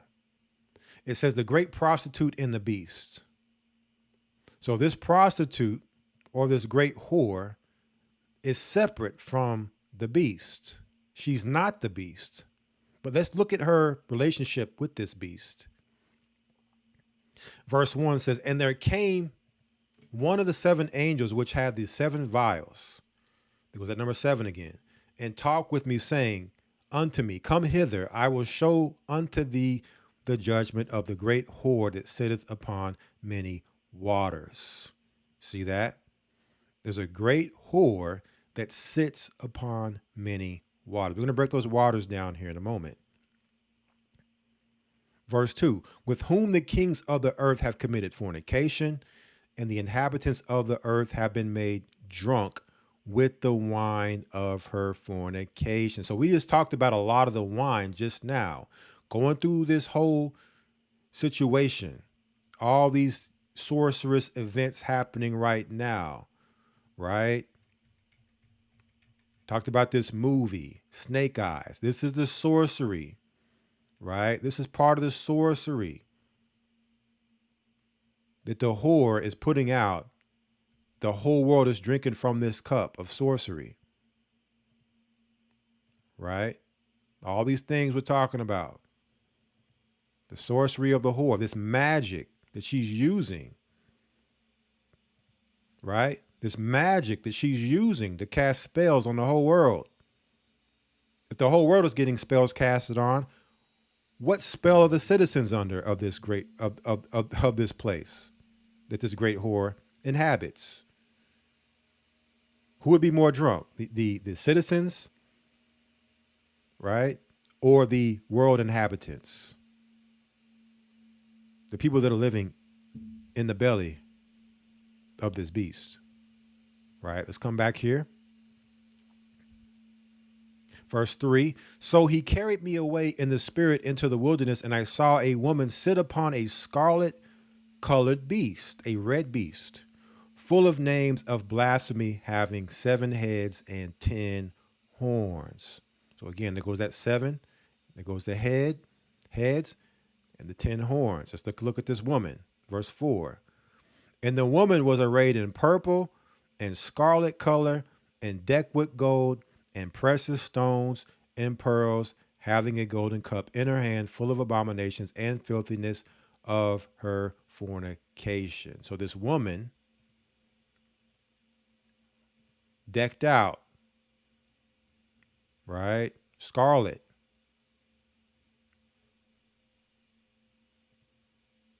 Right? Scarlet, purple. So there goes your red woman, right? Dressed like a prostitute or a whore. She's the distraction. That's what the red woman represents. She's there to put you under her seduction, to keep you distracted from what's really going on, so that the event can take place, so that you can get caught up under the trauma of the event, right? So that you could be subdued by her. Let's look at her. Let's look at her ability to subdue. It says, having a golden cup in her hand, full of abominations and filthiness of her fornication. Verse 5, and upon her head was a name written, Mystery Babylon the Great, the mother of harlots and abominations of the earth. So she sits on this beast, right? This scarlet colored beast, this red beast, Edom, red, the dragon, red, the 4th beast. She sits on the beast. She's not the beast, but she's sitting on it. She's riding it, right? She's taking advantage of what this beast power has, but she's not the beast. So we're going to talk about this woman. And I saw the woman drunken with the blood of the saints. See what happens when you get distracted by her? When she has the power, right? Bloodshed. You fall victim to her seduction and end up leaking out. All right. And with the blood of the martyrs of Yeshua, and when I saw her, I wondered with great admiration. And the angel said unto me, whereas did thou marvel? I will tell thee the mystery of the woman and of the beast that carrieth her, which have 7 heads and 10 horns. So now let's take a look at the beast so we can understand the beast more than what we've already showed. So We get it here. Verse 9. It says, and here is the mind which hath wisdom. The 7 heads are 7 mountains. This is the beast. So we understand that Rome sits upon 7 mountains or 7 hills. And it says on which the woman sitteth. So this woman sits on the beast, which has 7 heads or 7 mountains. She's not the beast. She's riding the beast. She's sitting on the beast, doing her thing with the beast while the beast is doing its thing. Let's drop down here. Verse 12, and the 10 horns which thou sawest are 10 kings, which have received no kingdom as yet, but receive power as kings 1 hour with the beast. So notice how there's no little horn mentioned here by John, because John the Revelator is having a similar vision to Daniel in Daniel chapter 7, but it's from his perspective, meaning it's his vantage point. It's like if you're at a football game and you're watching the football game from the 50-yard line, front row seats, one person, and another person sitting nosebleed seats on the goalpost side, and you're watching the same game, you're going to have a different perspective. You're seeing the same game, but one person is going to maybe give more, they're sitting closer, of what they saw, more descriptive, then the other is going to give you maybe not as descriptive. So Daniel is giving more of an overview. John is going more in depth on this beast. So the little horn that Daniel saw is the whore that John saw. Same thing, but they're describing it and giving him 2 different descriptions. One's the whore, one's the little horn. Now, when you come down, it says, let me find the, now let's talk about these waters. So what are the waters that this whore, we talked about the beast. Now let's talk about these waters that this whore sits upon. The waters which thou sawest where the whore sitteth are peoples and multitudes and nations and tongues. There's only one place in the world where you can find a mix of every race under the sun. There's not a nation or a place, and this is a kingdom because this whore is riding the beast, which is the kingdom or empire. Okay, so this whore, which is only borrowing the beast's power, as long as she's sitting the beast, she's on borrowed time until she's bucked off the beast, and then the 10 horns get the power. But this whore that sits on these waters represent the peoples that she rules over, the multitudes and nations or ethnicities and tongues. So the only place you can go in the whole world and see this is America. Every nation under the sun, every ethnicity, every language under the sun, it's a mixture of all peoples. All peoples. And it's the modern day empire that we're sitting on right now in this end times. So that's confirmation of who this whore is. Verse 18, when you drop down, and the woman which thou sawest is that great city. What great city? Babylon. That golden city, which reigneth over the kings of the earth. So this woman rules the whole world. What empire is ruling the whole world? So now it makes sense why, right, these wizards would have these castles and they would put this type of stuff within the imagery of the castle, because they're invoking, right, and looking to resurrect Atlantis, ancient Babylon, right? Eve also played with the serpent in the garden.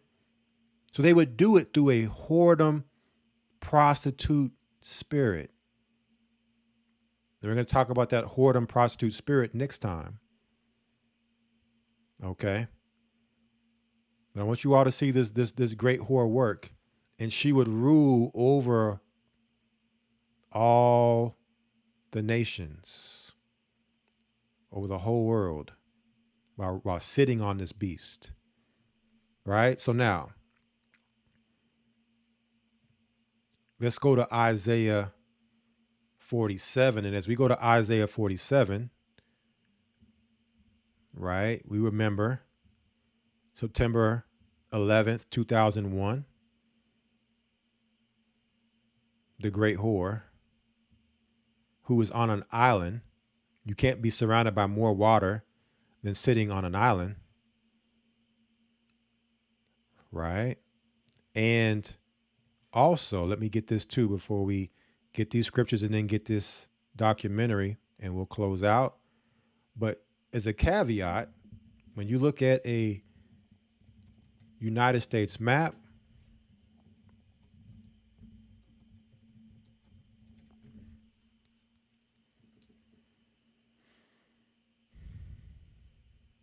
the United States in itself sits upon many waters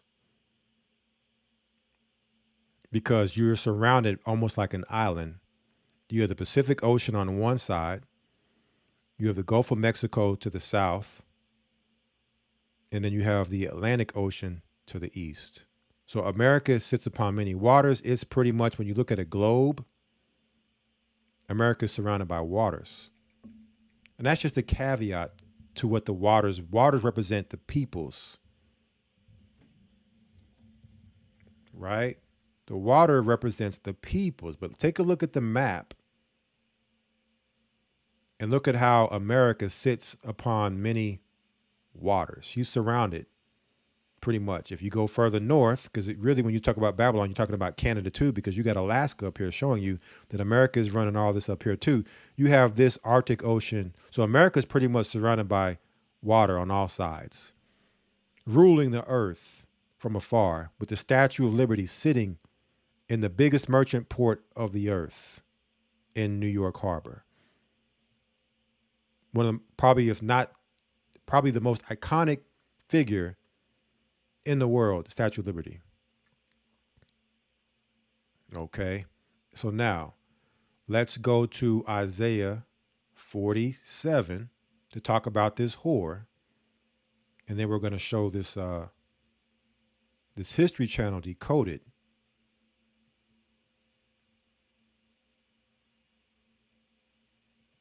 As we conclude with that, Isaiah 47, it says the humiliation of Babylon. So let's take a look. Now that we understand who this whore is, that's riding this beast, look what's going to happen to the whore. Because remember, the 10 horns have to get the power. So in order for the 10 horns to get the power, they must dispose of this whore. They must get her off the beast so the beast can get the power back. It says here, Isaiah 47:1, come down and sit in the dust, O virgin daughter of Babylon. Sit on the ground, there is no throne, O daughter of the Chaldeans, for thou shalt no more be called tender and delicate. So America has told us, right? Let me get it. America has told us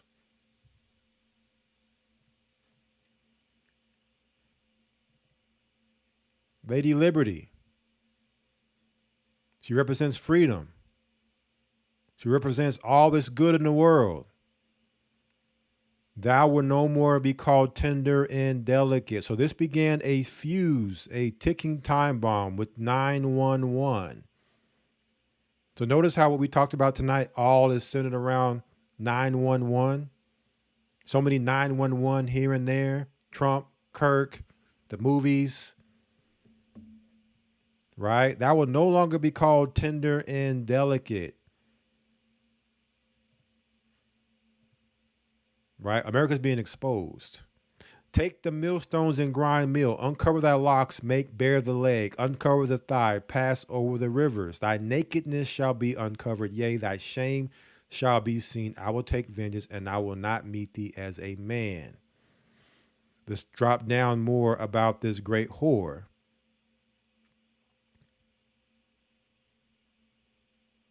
Let's look what this whore has done to God's people.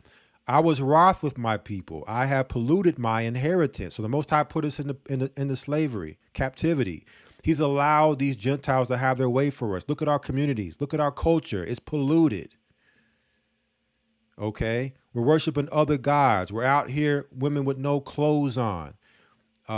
Broken homes. No marriage. And given them into thine hand. Thou didst show them no mercy. Upon the ancient hast thou very heavily laid thy yoke. So they've used all of this sorcery on our people to put us in this condition, to keep us in this condition. But the Most High polluted his inheritance because of our disobedience.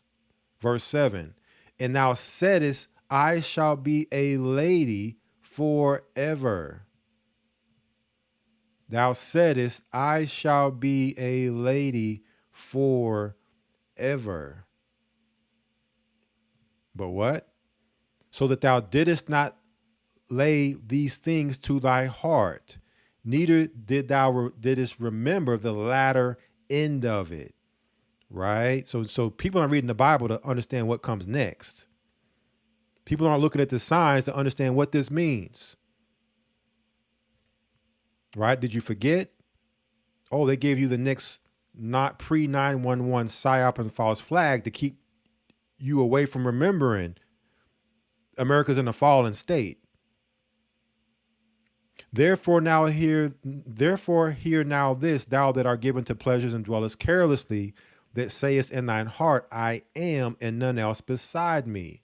I shall not sit as a widow, neither shall I know the loss of children. So check this out.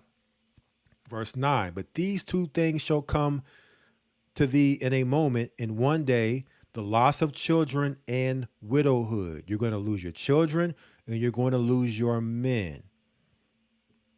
Right? And you're going to understand the importance of men. Right? You don't get to have children without men. You don't get to have children without husbands. You want to be a whore? Act like a whore? You better realize what you got, you stole, is getting taken from you. Everything America has received and has been stolen. Stolen land, stolen people. They shall come upon thee in their perfection for the multitude of thy sorceries and for the great abundance of thine enchantments. For the multitude of thy sorceries, the multitude of thy sorceries and great enchantment. So this is all America is spell casting, sorcery, enchantments on her citizens and across the whole world, trying to spread these spells and this magic, this enchanting, putting you under a spell. Who better than America at this work? Okay, so now for our documentary. Some of you may have seen this. History Channel.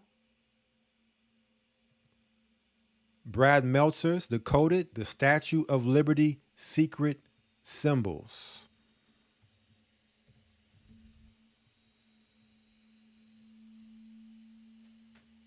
Of Liberty, a shrine to the number 7. Why is that? Let's go back to the scripture, family.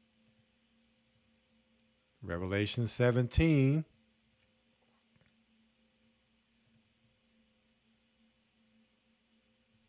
After that wonder of the world. All right, so there goes your number 7. Also remember, we know the 7 is the Sabbath. How important 7 is for the Most High. Satan said he shall be like the Most High. So he would take that number 7, right? And then Isaiah 47 says that the daughter of Babylon says, I am, and none else beside me. So here it is. She's saying 7, I am God. That's why the scripture says, "You shall see." You know, you're gonna see destruction. You're gonna see poverty. You're gonna see widowhood. You're gonna see loss of children because you think you can't be touched, and you about to get touched. That's right, because they'll come in and make you think everything's a coincidence. So they'll introduce you to the information only to gaslight you at the end. They what do they call that? The cognitive dissonance, the strong delusion, believe in the lie because of having pleasure. Try their poor attempt to disprove the Illuminati exists in the 20th century. Don't worry, we're going to deal with that at the end of this, right? Let them try to prove it doesn't exist. Let's look at their evidence and proof that they bring forth that the Illuminati doesn't exist. As for the person that said back to the 18th century, basically what they're saying is that the Illuminati did exist back then. What they're trying to say is it doesn't exist now. It doesn't exist in the 20th century, right? You can't prove that it exists now. But they do agree that it exists. It says the Illuminati plan for 3 world wars, August 15, 1871. So 100 years, almost to the year, to when the Illuminati began in 1776, Albert Pike, who was said to be the father of 19th century Freemasonry, the top Freemason of his time, one of the most top Freemasons of all time, is talking about the Illuminati. And it's planned for 3 world wars. And when you look into these 3 world wars, the history of the first 2, it's to a mirror, it's to a T of the first 2. And when you look at the third, it's showing to be right on point with all the what we've seen happening right now leading into the third. Check out what he says about the First World War. The First World War must be brought about in order to permit the Illuminati to overthrow the power of czars in Russia. If you come down, he says the divergences caused by the agent and the agentors of the Illuminati. So when we fast forward to our time now, this would be shown to us in something like this. Protesters in NYC demand justice for Trey Reed and Corey Zucadis. Chant again.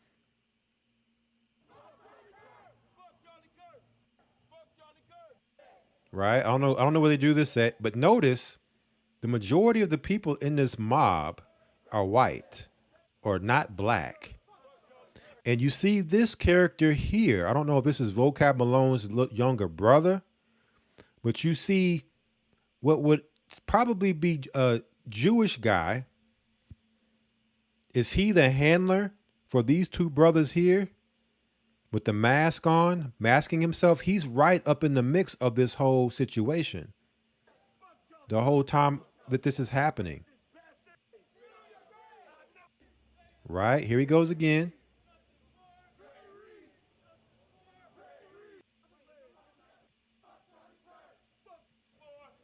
Just running through the streets yelling F Charlie Kirk. See, these are the agents of the Illuminati, agentors that would cause a formidable social cataclysm, the nihilists, right? These agents that would come through, spark a crowd. And once the spark and the flames have started, here comes the gasoline. Our people will bring the gasoline to the party, to the fire. They just need somebody to get the party started.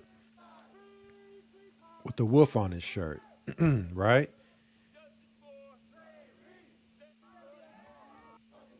Agents of the Illuminati, nihilists, liberals, right? They would bring nothing but liberalism, anarchy, reveling, rioting.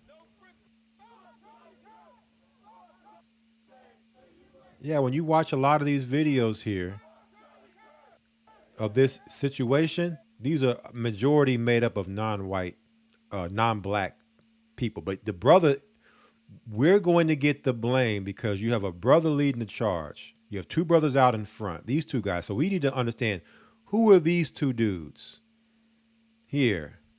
Freemasons? Who is this guy? Albert Pike's great grandson? I don't know. Very bizarre. But this is how you get the Civil War started. And then you have people confront protesters who chant F. Charlie Kirk. So now you have the other side coming to combat the side that's saying F. Charlie Kirk. So now, so where do these two groups just come from out of nowhere, right? At night to clash, right? Controlling both sides, right, of the chaos. You gotta, in order for it to be a fight, you gotta have two sides. So they control both sides to make it a thing, which really looks very small when you look at it. It looks like, only a handful of people on both sides. But this is what Albert Pike is talking about. Black Lives Matter in all these instances, right? The brother who they said stabbed a Ukrainian white woman to death, who looks bugged out his mind, right? This is unleashing the nihilists and putting forth this sorcery into the minds of the masses to think that what they're seeing is reality. So that's Albert Pike speaking about the Illuminati. Now we're going to even go further because they told us that the Illuminati doesn't even exist in the 20th century. So let's say, okay, it died with Albert Pike. Let's see. So now we're going to go to Manly P. Hall. Manly P. Hall is said to be the father of 20th century Freemasonry, arguably the highest level Freemason in modern Freemasonry, him or Albert Pike. So he's just carrying the torch passed down from Albert Pike. In his greatest lectures album, you wouldn't believe what his number one greatest lecture is. This is off Spotify. His number one greatest lecture is Illuminati and the Return of Masonic Initiation. 1900s. 20th century. Okay. This is a 1900s, mid 1900s lecture. So all they had to do was a little bit of research. They did no research and a lot of gaslighting that Freemasons or that Illuminati no longer exists. So let me show you all something here as we start to close out. Illuminati is more of a an overarching term. Okay. It's more of a layman's term given to secret societies and the New World Order and all those that represent that. So it's really not even a term like that. It's a very ambiguous term. Okay. When you look at this list here, what you see are all these different groups, Druids, the New Kingdom, 18th Dynasty. You're seeing all these secret societies in this list. A lot of secret societies. Hermeticism, right? Papal bloodlines. Okay, these are all your secret societies. This is just one side. Here goes Albert Pike. Okay, and then you come to the other side and there's even more secret societies. So they would say, oh, Illuminati, all these different groups is what you would classify under Illuminati, but none of these groups would ever call themselves Illuminati. Would they say they're illuminated? Yes. They would say because they have the knowledge that you don't, because they learn in these lodges forbidden knowledge, perverted wisdom. But really, when you get down to it, they all are under the cult of Baal. And let's look at what it's a cult of human sacrifice, child sacrifice. sex rituals. Let's see what the Bible calls this cult of Baal and this Illuminati. They call themselves illuminated, but they're really not dealing with light at all. So we're going to get it from the Bible. We're going to go to Ephesians chapter 6. And the Bible is going to identify this group, these people. Because you can call them whatever name you want to call them. Doesn't matter. Right? Ephesians 6:12 says, "For we wrestle not against flesh and blood, but against principalities, against powers, against the rulers of the darkness of this world."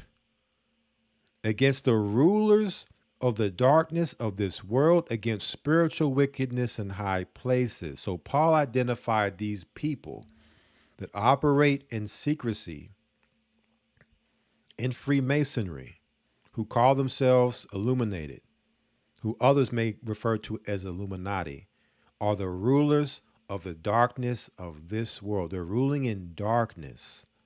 They're behind the veil. Okay, casting spells.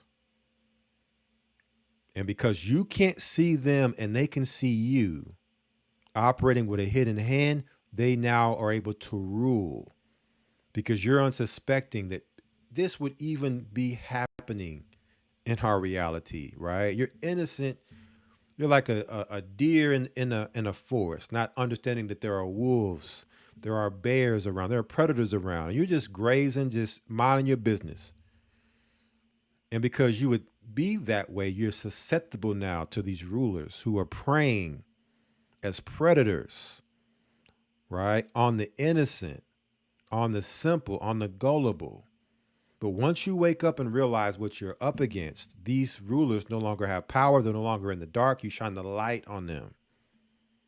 So Albert Pike, Manly P. Hall, spoke about this. We're going to get this and we're going to begin to close out. What did Manly P. Hall say about this? He understood and knew. His quote, "When the human race learns to read the language of symbolism, a great veil will fall from the eyes of men." See, only the Masons think themselves to know this language, right? And hide themselves in darkness behind this veil. And so they feel like they're superior and have a superiority over your layman, your John and Jane Doe. Not all Freemasons, but at the top, right? The authority. They shall then know the truth, and more than that, they shall realize that from the beginning, truth has been in the world unrecognized. Truth has been in the world unrecognized. It was before our eyes, snake eyes, the whole time. Believe everything except your eyes. It was before us unrecognized. So then we go back and start looking at it and say, wow, I saw that movie. I saw that whatever. And I'm just now realizing that, man, they had showed us this whole time. This is what Manly P. Hall was talking about. It would come a time where it would be declassified. And the Freemasons would help with the declassification process because they must do the revelation of the method. Saved by a small but gradually increasing number appointed by the lords of the dawn as ministers to the needs of human creatures struggling to regain their consciousness of divinity. So when you're dealing with Freemasons, this is what you're dealing with, the top wizards, wizardry.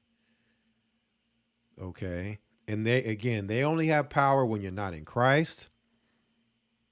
And they're operating in the dark and you can't see them. But once you see them, you understand who they are. They're coming out from the shadows. They no longer have power. And that's what they fear. They fear the day when those would wake up and be able to see in the dark, see them, have light. Christ is that light. Be able to point them out. So this is all this is about. We're pointing this out so brothers and sisters don't fall for the deception that Christ warned us, that Paul warned us, the prophets warned us in these last days they would use to trauma trap us. It's a cage.